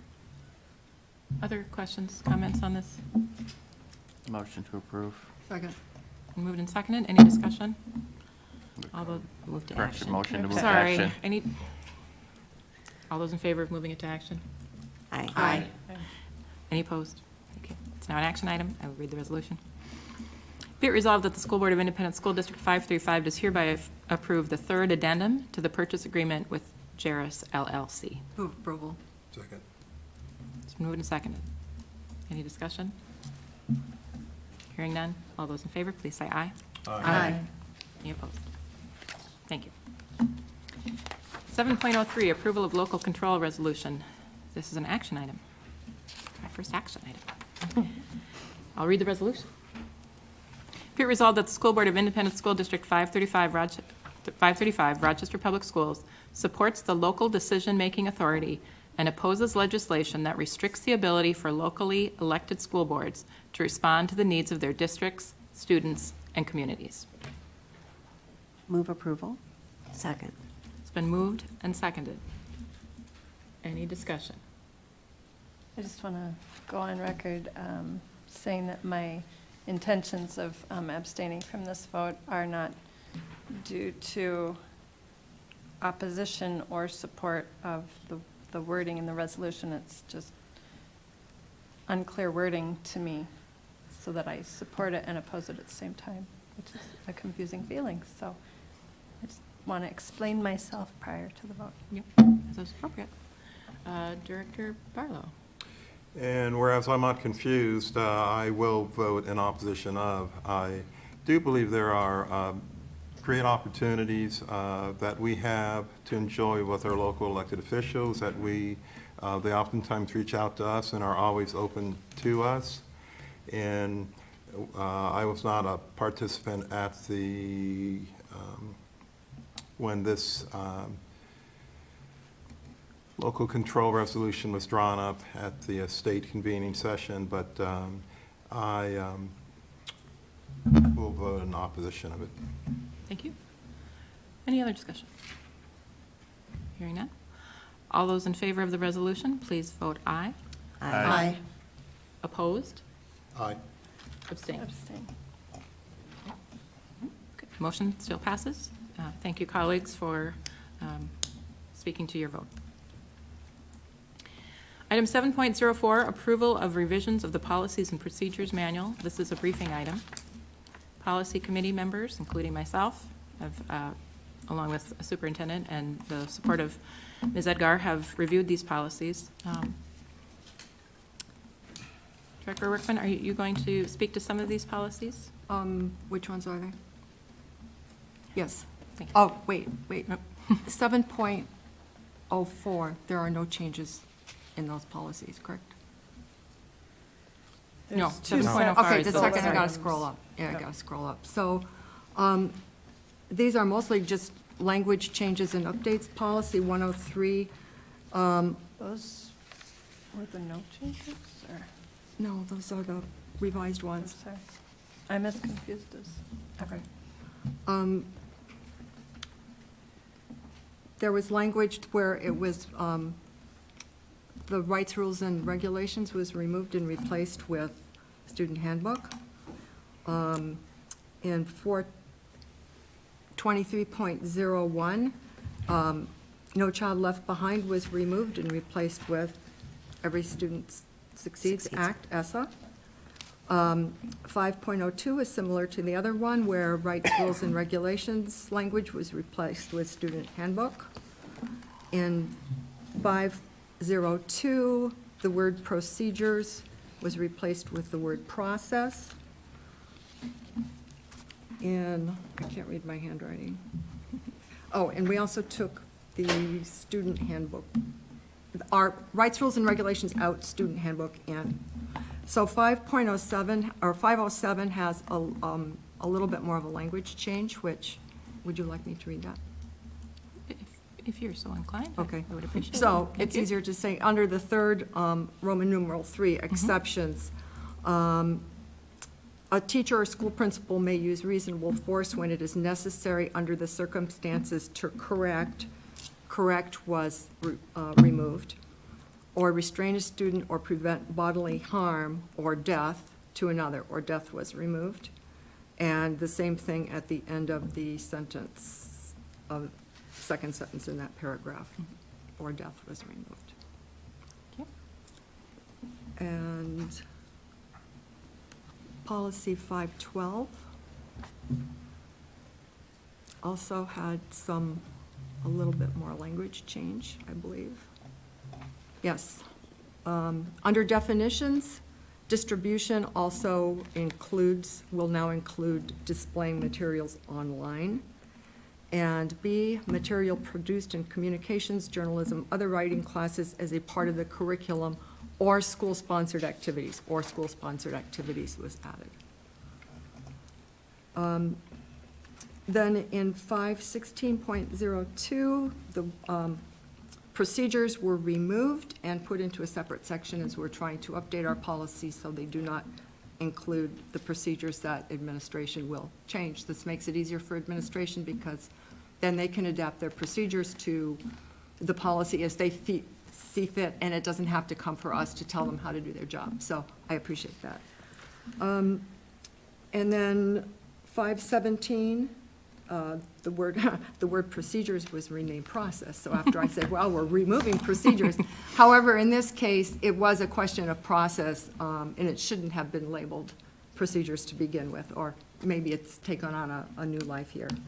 I think, did I get all of them? Okay. I would also mention there was a list of policies that the committee reviewed, and there were no Yes. changes recommended. Policy 405, 420, 422, 509, 510, 511, 51101, 513, 514, and 516. Appreciate that. Any questions on the policy? Yes, Director Nathan. And I would like to point out for the public that all of the text of these policies are available online on our board docs website, both for looking at the process of how we change them, but also looking at what the current version is for your reference. Director Workman. Just for the public's information as well as to what the board members actually do, the policy committee does meet, and we go over these, and that's sort of, it's a long process, but it can also be very involved because it will involve administrators. Superintendent Munoz is part of our policy committee. It involves the executive directors sitting behind me when they need to update policies. It involves any changes from MSBA in terms of their model policies being changed, and it also includes any legal changes, and our Assistant Board Clerk, Wendy Edgar, gets to put all of it together. So thank you for all your work as well. Any other questions? No? As practice, policies move to our consent agenda for future approval. Next meeting. Great. Appreciation to the policy committee and our helpful administration. Thank you. Thank you, Director Workman, for reviewing those for us. 7.05, approval to delete outdated policies from the School Board Policies and Procedures Manual. This is also a briefing item. So we have looked at these policies. Do you have anything to say about this, Director Workman? Or I do not. Okay. Do you have anything to say about these, Director Nathan? Only maybe to clarify, since we're taking them out of policy, I had to figure out how I wrote this down, like where the actions that they covered now managed. Maybe the superintendent can. So they look like they're both administrative staffing policies. Right. Do they now go live in the HR department in some iteration or some updated form? A yes is probably. Yeah, yes. Unless they're completely. Or contract. They mostly are already covered in other policies. Yeah. Right. As you read more of them, Right. you'll find that they're already there. Okay. Appreciation from. Yes, No, that was what I was looking Ms. for. Edgar for And helping us see the We light on it. appreciate being able to reduce the number of Yes. policies. Yes. Sure. And also to point out that these were policies that did not come from MSBA. These were policies that at some point over the years were generated by board members, and they're no longer needed at the policy level. 2004. 2004, thank you. They're quite dated.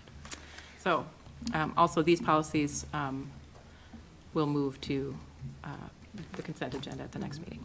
So, thank you. 7.06, school board member compensation. This is a discussion item. I have asked my colleagues, Director Workman and Director Amundsen, to take the lead on this and provide us some information and lead our discussion on school board compensation. So I'll start. Why are we talking about this now? I think a couple of things, if you remember at our last budget study session, the question was asked of Mr. Carlson, if we were to make any changes, at what point in the budget should these changes be made? When do we start having this discussion? And he said, last week. So here we are. That was one thing. And then also there was a lot of attention recently paid to the city council situation with their salary discussions as well. I'd like to point out that our compensation, I won't use the word salary, that's not really appropriate. Our compensation for school board work began in 1974, 75. And the amount that it was agreed upon after Citizens Committee studied it was $3,600 per year. That amount remained until 1987, when it was raised to $7,200 per year. And that doesn't account for inflation between those numbers. But I took the second number, I'll discuss that later. Anyway, there's a letter in your board docs, or a letter to the editor in board docs from Kay Batchelder, who is a former school board member, and she submitted this to the Post Bulletin on June 28th, 2013, with her recommendations and information, and we'll discuss that later. We're tag teaming Yeah, a that's little great. bit here. So for those people who followed the city council discussion, and everyone here has different viewpoints on this. This is just my contribution of what resonated with me during those discussions. And the idea of putting as much time as we do, which Director Workman will cover our time estimates later on, for as much time as we put in, and the ability to be able to be financially free enough to almost volunteer your time in this kind of a service does not, in my opinion, allow us to be represented by the full spectrum of diversity in our community. There's lots of different kinds of diversity, but economic or income level diversity is one aspect. And I think that I can only speak for myself in saying I'm very privileged to be able to not rely on hours worked to have to pay the bills because the school board compensation is not very high. And being that we have a filing period coming up, I think this is an important discussion for us to have so that those people out in our community who are considering running for school board know what to expect and what they'll be able to afford. I'd like to point out, for the benefit of the public and also for those potential candidates for office, that there are a lot of hidden expenses that we as school board members have to take out of the compensation that we receive, such as in-district mileage, which you'll see later that some districts do choose to compensate their school board members for that. So when we have to drive to these meetings and the committee meetings that we're assigned to, or the things we're invited to, so there's, you know, the mileage issue. And because another type of diversity on our board is age and parental status, for lack of a better term, there could be parents who are single parents or have spouses who have to work at the same time as the meetings, who will then need to pay for childcare. So it's not just padding to the bank account for those people serving on the board. It's actual potential financial barriers that could be preventing people from being fully representative of what our community looks like, rather than just a privileged segment who are able to represent. So that's the soft data, but we will be getting into hard data. So you were going to talk about the things that we chose to look at and present as data. Yes. Yeah. I was going to do it here. Well, we were going to Well, okay. overview the process of yes, what, the process, what we right. decided to focus on. We haven't had a whole lot of It's okay, practice you're doing this just tag team. fine. We didn't We're a rehearse. friendly crowd. We didn't rehearse. We didn't rehearse this. So we looked at inflation and cost of living adjustments from Social Security. We took a collection of our school board hours. Some of the information we got from the School Board Academy that we presented, that Deborah and I presented. We had direct inquiry of our school board members. And then I did an inquiry to all of the school districts who were over 10,000 student enrollment. That was somewhat arbitrary, but if you looked at the list of Minnesota districts and their sizes, there seemed to be a very good natural break that put us at almost right in the middle. You'll see later on the attachments, almost right in the middle of the districts that were over 10,000 students. So it seemed logical. I was not able to get a response from all of those districts, but I was able to find 2 other documents that filled in the gaps for me. So some of the data may be outdated slightly, but it's the best I could do under the circumstances, and I think it's fairly reliable data within a couple of years. So then we're going to analyze what we were able to come up with apologies for the late addition to board docs. So you were all weren't able to review it prior to the meeting because we were waiting for those responses to come in if they came in late. So do you want to present the attachments that you have? Sure, once I find them. The school board academy estimate of number of hours Yes. put in by meetings. I will, and that's an attachment, so it should be easy for me to find. It should I be. have it. I have it here somewhere. Okay. Well, you look for it all. got it. Okay, you got it? Got it.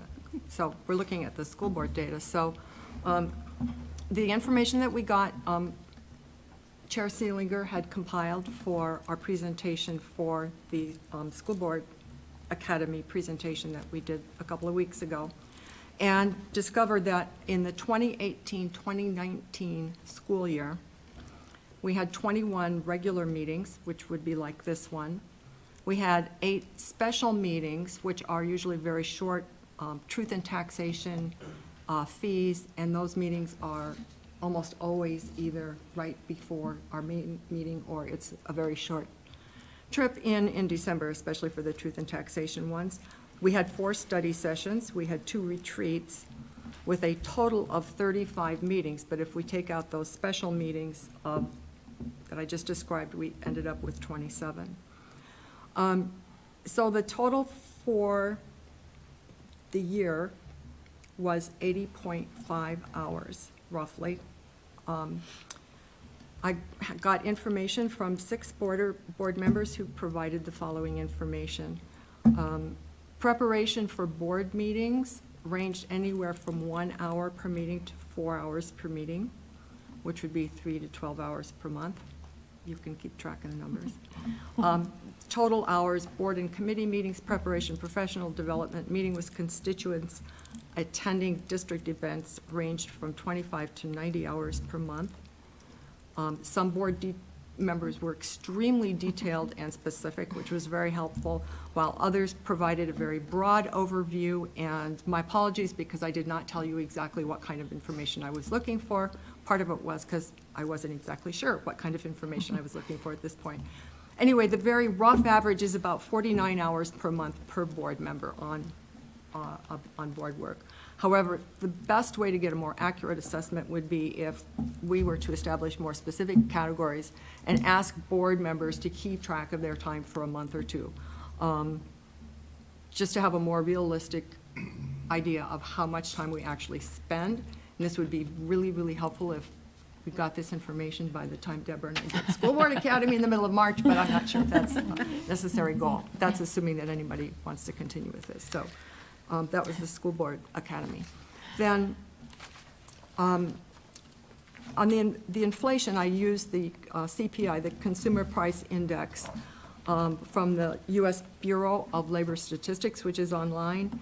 And the increase with inflation of $7,200 in 1987 to December of 2019, hold your breath, is $16,638.60. So that's just purely for inflation. This is, before anybody panics, this is simply information. It's not a suggestion, it's not a recommendation, it's just information. And another kind of comparison would be to compare to how the government, in its infinite wisdom, has chosen to increase Social Security recipient because it's based on this type of inflationary cost. It also allows for deflation in certain years. But if you take a calculator of that and you plug in 7,200 in 1987, since no adjustments have been made since 1987, you can see on the attachment that if that had been kept up over the years, that compensation would be up to $15,911. So it's very similar calculation. Purely cost of living.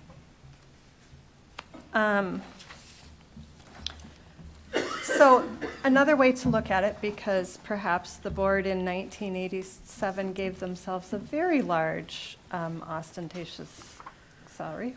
Who knows what that was like in 1987. Another way to look at this would be what other districts are doing. So if you'll check out your attachment called School Board Salary Comparison of Districts with enrollment over 10,000 students, you can see a great variability in the enrollment column. Our largest district has 38, almost 39,000 students, which is over double of what we have. We fall sort of in the middle at the 18,000 and the low point being 10,000. And if you average all those numbers, coincidentally, you get to around 18,000. So we really are right in the middle of those districts. The school board salary per year, it's a little hard to compare apples and oranges. Many districts do compensate their chair, sometimes vice chair, and sometimes clerk at a higher level because obviously the chair puts in a lot of extra time. So the school board salary per year is strictly a board member. And then I made a note of the other amounts. But there are a couple of exceptions. You'll notice for Minnetonka, line 13, they give a stipend for committee meeting attendance because I think perhaps there are some people who attend a great deal more than other people. But for the purposes of comparison, I assumed that everybody attended all those meetings and got the maximum compensation because quite frankly, I wasn't sure how else to reflect it in that. Also, OSSEO gives an automatic $50 per month for board member expenses. They don't have to submit for them. They don't have to prove that they put in that mileage or anything else, but it's just a different way to categorize the salary. So they get supplemented for expenses in that way. So the best I could do was to average all of those districts and get an average compensation of $83.94. You'll see that ours is lower than average, even though we're about at the district average. And then Director Workman recommended that perhaps we slice and dice the numbers by per student, which is an interesting way to look at it, but it slightly compensates for the increased attention that may be necessary for districts of a larger size. And if you average it out that way, we would get 40 cents a student. So that again would be lower than the average of 49 cents per student. Very difficult way to look at compensation, but the best we had at making this as numerical as possible. The city council looked at area median income, I think they called it, which I'm not sure how that's really relevant to our profession, our volunteer profession, so to speak, but it didn't seem very data focused to me. So are there questions about this kind of messy spreadsheet? Or Well, I will start and observations? thank my colleagues for bringing attention to this matter. And I don't think this is messy. I mean, I think it's an array of information for us to look at. I know it's it's one of those topics that everybody gets a little nervous about talking about, but much like I said earlier, we are the ones who have to tell people what our job is. We also are tasked at this point with thinking about our compensation. And it is actually the guidance from State School Board Association, first meeting in January, many boards do look at their compensation, even if they don't make any changes. They say, this is our compensation.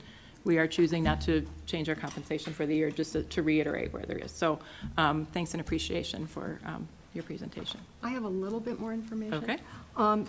Depending on how you, once again, sliced and diced it, we say that average of 49 hours per month means that a school board member is getting between either $11.30 an hour or $12.24 an hour. And if you want to know why those are different, you can talk to Melissa. Well, I'd address it right now. It's a way to calculate. It's just taking out 4 weeks off, like vacation.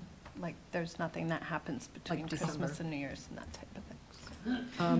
And does that include our meeting time and our prep time? Is the Yeah, 49 hours? Yes. It's from That's the average. data That's that the average. Director Workman collected. And then, so how does this compare with compensation that some of our district employees make? $14.67 an hour for paras, $13 an hour for substitute for food service, $15.38 for custodian, $12.25 for early child teacher assistant. Those were just randomly pulled from And our those were just job randomly pulled. listings on the website. Right. And the Minnesota minimum wage just went up in January to $10 an hour.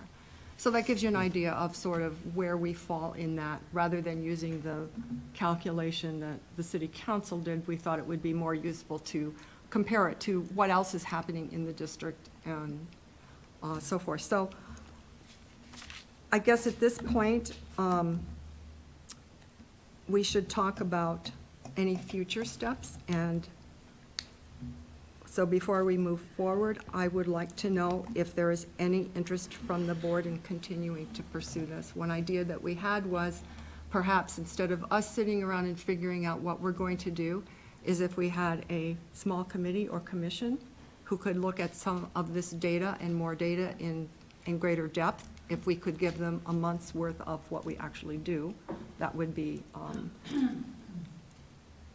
one solution where they would then come to the board with a recommendation. But before we do any of that, is there any interest from the board in continue to pursue this discussion? So, board members, and I appreciate the question, is there any clarifying questions about what's presented? And I think your question is a good one, because if we all sit up here and say, yeah, we really don't feel comfortable giving us, pursuing an increase, there's probably no reason to have a protracted discussion about what you've presented us. So that's a kind of an either or moving forward. And I would say my question would be pursuing like we did earlier, having a conversation about a conversation about a conversation. So at this point, the question is not, are we going to sit around and talk about what we might land on for any salary increase at all, or if we want to simply continue to pursue the discussion, perhaps provide more information in detail, perhaps have another group of people who are not us get together and make some recommendations. So that's a question. I guess we can't take a vote, but we can do some head nods. Dr. Nathan. Do we know anything more about that citizens committee that studied the issue that finally, the citizens committee was the one that established that we should have a salary. I assume the board decided to raise it to 7,200. There wasn't a citizens committee for the raise. There was just a committee to establish that we had a salary. Is that correct? We weren't able to We find weren't here, any so information. I was wondering if anybody knows any of that history. Jean, do you know? Do we know of any other districts that have gone the citizens committee route recently? I don't know of any. Nothing in your research? Okay. Well, Yeah, go ahead. Oh. I know the city council had a debate over whether to establish a commission to study it as well, and their feeling was they were elected to do the hard decisions. They shouldn't push it off onto another committee, or I think it was a veto in the past, and there's a debate on that issue. So I think that in itself is a whole can of worms to open if we go down this path. Dr. Barlow, did you have something? I don't mean to put words in your mouth. I thought maybe a motion of your hand. Oh, there's movement with my hands. But you weren't raising your hand. Yes, I wanted to make a Okay. point. And I think Director Adamson just stated quite well. I think the board itself, I think we're more than qualified and competent and able to come to a reasonable position as to the question of should we consider a salary increase, well, you didn't say salary. Compensation increase. And if you were surveying to see if there's interest to continue the conversation, I would say I'm interested in continuing the conversation. Thank you. Dr. Slusner. I'd completely agree with all that as well. At the end of the day, we are here, like the city council said, to make those hard decisions. I, quite frankly, don't see this as a hard decision for a lot of the reasons you initially said, such as there are potential candidates coming up who may need this to be afforded to run for office.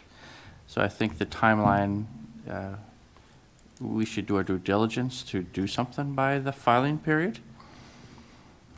And I think it would be reasonable to come up with a recommendation. We don't need to rush into things since the filing period isn't until May, given our voter community ample time to give us their thoughts and their feedback. Other comments? Dr. Marvin? I think Ms. Amundsen absolutely laid out the argument that so many people can't afford to be on the school board. You know, this isn't enough to cover childcare, to cover so many other expenses you would have. Did we establish it's $7,200 a year, not a month, a year? So I just think that's important to know. Oh, wow. Yeah. And my conflict here is that in order to make it the pay enough that it would allow people to get childcare, to have this be a quarter-time job, for instance, we would have to raise the salary really significantly. And I think that's a mistake. I could see, you know, continuing to look at this and maybe even begin with a cost of living increase. You know, if the staff gets 2%, maybe the school board gets 2%, for instance, and then just have it, you know, over time gradually increase. Another possibility, and I think when Superintendent Munoz first came to the district, we did a bump up in the cabinet pay and then went from there. I'm not sure where they are right now. I'm not going to turn around and look at them. Because that's a whole different, would be a whole different discussion somewhere else that's really not ours to have. Would be to make a bigger jump to begin with. I won't give out any numbers at this point because that's a future discussion. And then either tie it to the inflation calculator or to the percentage that we currently give our employees. Remembering once jump again in? that, you know, the school board, just before I was elected, voted to not have health insurance anymore. So that was a savings for the district at that time. I might jump in and point out that if we were to tie it to any adjustments we make with any of our bargaining units, it may give the appearance that we might be giving a higher adjustment to somebody because then it will also come back to us. So I don't know about tying it. 20% raise. I don't know about tying automatic increases to bargaining units. I would recommend more that we tie it to the consumer CPI. price index or the Social Security cost of living adjustments. But, I mean, these are all things for, it sounds like everybody would like to have a future conversation, so maybe we can stop it at this point. And if you would like Melissa and me to continue to work on this, we'd be happy to. I don't have any other ideas for data collection. Well, the only other other idea I would have would be, I'm not sure how accurate the information was that the board members submitted to us, because there was a pretty wide variation. We had never thought about it before. And we'd never thought about it before, How much so, time we put in. you know, if, well, Jean had some really great examples. If you help out with an activity at a school, or if you read to a child at a school, those are things that I don't even think about as being part of, their school board related. Are they tangentially anyway, as part of our involvement and interaction with the community? So, I believe Jean's wording was things that make me a better school board member. yeah.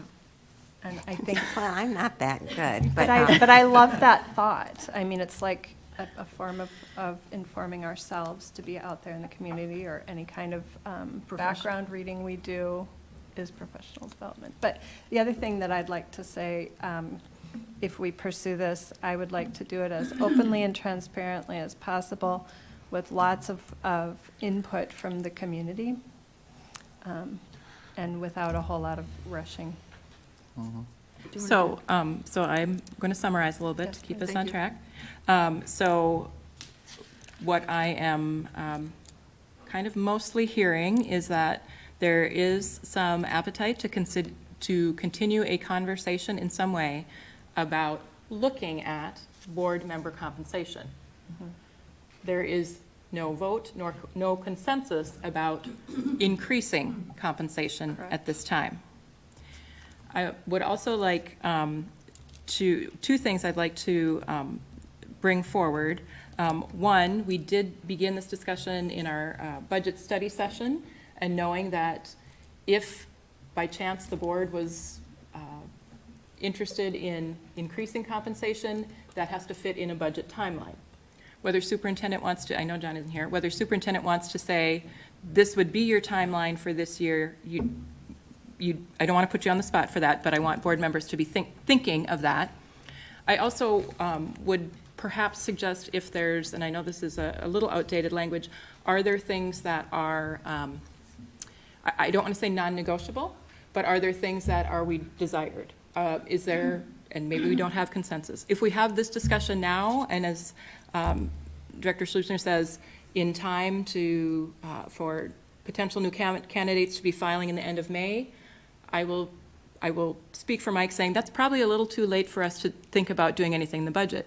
So perhaps, I'm not saying this is a thing, but, would we say we want to have this discussion now with the potential of any increase going into effect in the next budget cycle? I'm not putting that out there as my opinion. I'm just saying if there's anything like that, guardrails, anything board members say, if we're going to do it, I believe we should do it this way. We should only look at certain things. Perhaps we could get a little bit more of that out before we move forward. Can I ask a question about that? Yes. So our budget cycle would begin, for the budget that we're approving now, would begin on July 1st of 2020, but new members, new board terms begin January. Mm-hmm. Is there a glitch, or Right. is it possible that should we decide to increase, it could go into effect July 1st of 2021, even though people have been in office for 6 months? Is there anything? Is there anything that prevents prohibiting- us from having that option? Because then that would take it out of this year's budget. Right, and that might be a deeper John question. Well, I don't have a horse in the race, so I don't have a lot to say about this, but a couple things. One, it just depends what kind of increase you're talking. If you're talking city council increases. Oh, no. Let me finish, please. The sooner, the better. If you're talking smaller amounts, it could be towards the end of the budget, we can adjust that. I would echo what Director Marvin said. I think, like it or not, whatever percentage you increase, that's going to come back to us when we start negotiating.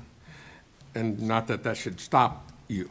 I mean, we can debate that, and I think it's something the city council is going to have to deal with when they start negotiating with their groups. But that will be used against us. But we could, I mean, and whenever the decision's made, whenever your next paycheck comes, that we can make that adjustment at that time. It's just the same as when we settle contracts, we go back, we have to back pay people. I mean, it can be done. I think usually they need about a month's lag time to make that change. So it's just, if it's a small amount, I mean, we could probably, you could decide in May, but if it's going to be not a small amount, the sooner the better, because then we can plug it into the budget. But as far as when it's paid out, that's not that big an issue. Even though it wouldn't affect this budget cycle. So if we made a decision now, that would put a solid requirement in the budget cycle for next year. Yeah, for July 1 of 2020. 2021. No, 2020. We're talking 2020. No, right, but if we did not make if we made a decision, but said it's going to go into effect July of 2021, which would be after new board members, and in the next budget, it would just be a Or you fixed could even cost. say January of 2021. I mean, Right, yeah. right. Yeah, It it's just depends on which budget it hits, whether it hits this budget we're approving in this year, or whether it hits Yeah. next year's budget. Right. I'd like to respond to a couple things that you said about this coming to bite us when we do negotiations, is that I don't think there's any employee in the district who has had their salary stay the same from 1987. So they have been getting increases, not enough, I wish we could give them more. They have had increases since 1987, and we haven't. So we've already saved the district a whole lot of money by not having increases over all those years. That's another way to look at it. But my feeling certainly would not be, I don't know what you mean by a large amount of money.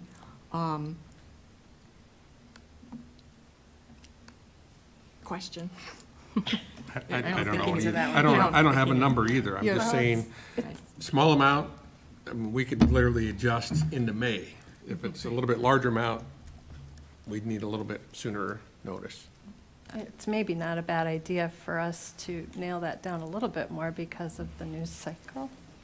And if we're now talking small and large, maybe reassuring the public that we're not looking at anything as drastic as other governmental bodies have done, so that this doesn't get out of hand before it even starts. Well, I think that's what I was, well, I wasn't really trying to get at in my sort of preferencing of my non-negotiables, right? That when we look at the information you provided, especially about the comparison districts, you know, the highest salary other school district on here is Anoka Hennepin at 38,000 students with a compensation at $14,400 a year. Oh, sorry, I missed somebody. Who's that? Oh, I thought they were going. Okay, Minneapolis is 22,000. And if you added St. Paul's health insurance premiums into their compensation, you'd be around 20,000 as well. So certainly no more than that is what we're I'm trying to say no about. more than that. I would like to say really Dial not it even way close back, to that, yeah. but I know that that's a wishy-washy answer to anybody who's listening. One of the articles that I read on this happening nationally was from the state of New York, where I think it was New York City school board members get paid like volunteers. And there are two districts that are not too far apart from each other. I forget which one. I remembered one of them because it was Rochester, New York. And their compensation was like $23,000, which was way above anybody else's, but they had a relatively small school district. So nationally, this varies a whole lot, and we decided not to focus on the national. We felt it would be more appropriate and provide really better information if we focus just on Minnesota and just on districts of more than 10,000. So let me maybe help frame us this way. Is there a feeling of, if we are to look at this, whether we ultimately support it or not, do we have strong feelings about the best way in which to look at it? Is the best way in which to look at it a percentage? Is the best way to look at it in a ratio of what you've provided? A school district of this size equals this much per student? Is it I mean, and there could be a number of things, right? And I guess what I'm getting at, and maybe I'm getting over my skis, is what I heard somebody say recently. My little bit of math, which cannot be trusted. So I'm looking at somebody else who might have a calculator out. At $7,200, if we gave ourselves a 5% increase, I think that would put us up to $10,200. 7,200 times, what percent? 5%. so it's times I'm just throwing out a 1.5. number, not saying that's the number, I'm just ballparking a number. Thank you for the calculator.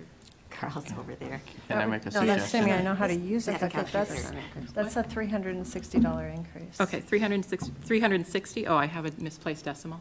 I think so. Unfortunately. Okay, Yeah, see, I told you don't trust my math. yeah, you're all Okay. right. So You're that under a would lot of be pressure here. $7,560. Really?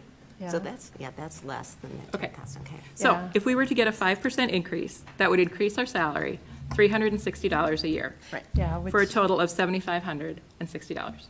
Right. And I think it's important to point that out, because when we look at percentages, we also need to look at what those dollar amounts actually are, so that if I'm paying my babysitter 50 cents an hour, that was a long time ago, and I increased it to $1 an hour, that's a huge percentage increase. That's a 100% increase. Yep. So I think those dollar amounts are important where you're starting from in terms of percentage. So personally, I would tend to look at it in dollars.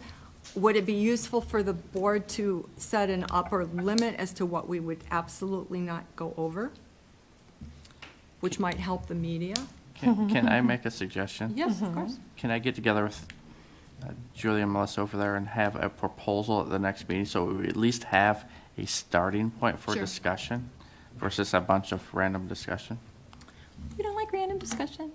Well, if Not if as you- an engineer, I, no. I have a proposal ready in my head from the work that I've done, but I haven't been asked for it, so. Let's hear it. Let's hear it. Well, my just thought process was that we have 33 years' worth of cost of living adjustments to make up with, but we're obviously not going to double our salary to make up for that all at once. But, 20% to make up for 33 years would not be out of proportion, in my opinion. And then from that point, just tie it to whatever inflationary index we choose, or at least bring that as a recommendation. And if it's a bad budget year, perhaps the school board will choose to waive the increase that year under extenuating circumstances. But I would like, it's not so much about what the amount is now so much for me. It's about let's not let it go 33 years again, because I think that's unfair to the Well, people who rely on their compensation for the costs incurred in being a school board member. And if I could elaborate on that, I was thinking along similar lines, except the 20% for the 5 years to at least get it caught up over 5 years to the cost of living index, and not starting until after the change of the year, so. But that would put it very much in line with what the average is. The average today, but we're talking this would be 5 years down the road. So 20% a year, starting January 1st, and then each year until it's caught up. Oh, I wasn't thinking that. I was just thinking a 20% increase right now automatically would bring us up to 8640, which is, really close to the average you see on the sheet. Okay, so what I'm hearing is there is interest in furthering the conversation. There is, seems to be some interest in revisiting with maybe some more specific numbers, proposals, recommendation. I would support expanding our small group to include Director Schleusner, if that is okay with everybody. I guess probably nobody's going to say no right in front of everybody, but so we're all assuming. Well, that's okay. the rest of them don't care just so long as it's not them. So thank you for volunteering.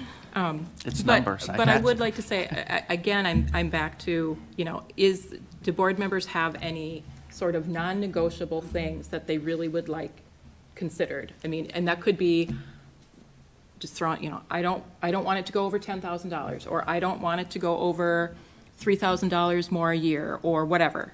Just for the good of the cause, I'm not saying that they have to be added in. Yes, Director? My non-negotiable would be that it not go over what the increase in inflation was, which was, I don't know, $15,000 or $16,000.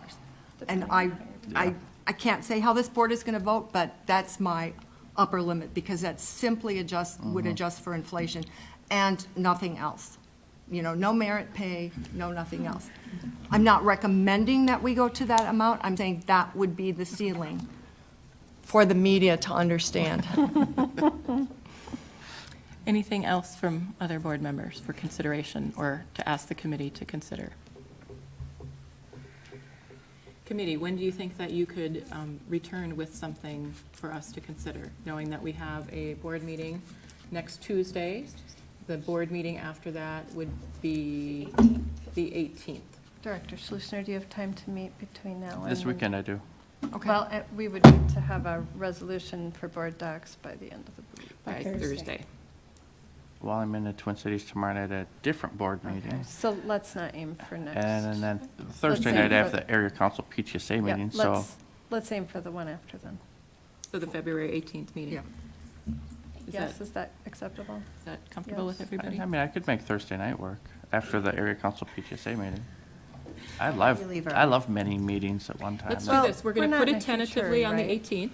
Yeah. If plans change and you can move forward, that's great. We can always add it. I don't think we're in a huge hurry. And plus, I'd like to give time for the public to send us supportive or unpleasant communications on their. You'll get Either that. way. Media's here, you'll get that. Either way. But I know that there are people, I bet there are people who would come and address us at public comments. So I welcome their input. Anything else on this topic? Thank you for your work. Thank you for your work. All right. It was fun. It's data, of course it's fun. Okay. And on that note, we are to 8.01, future discussions. And look, we've put another one on the calendar. Could I clarify on this? I had a community member contact me and think that we were talking about some of these tonight. So can we get just a sentence that says these will not be addressed tonight, but they're placeholders for some future meeting? Because I had someone say, oh, we're talking about that tonight, and I said, we aren't as far as I know. So maybe if it just becomes future school board discussion considerations. Would that Well, I don't think clear that it? was clear to somebody who I know, was- so yeah. I'm wondering if you just change the It says school board headline. discussion considerations, so I should put future in front of it. Well, even that, though, I'm saying that wasn't clear. They looked at this and said future discussions and thought we were going to discuss all of these tonight. So just a narrative Or that dates says. to be determined or Right. something. Yep. Like that. Okay, thank you. Yep. Anything else anyone would like added to the list of? Okay, the list is getting long. Okay. Thank you for good discussion and bearing with me through all my trials and tribulations. And I will adjourn this meeting at 8:09 PM.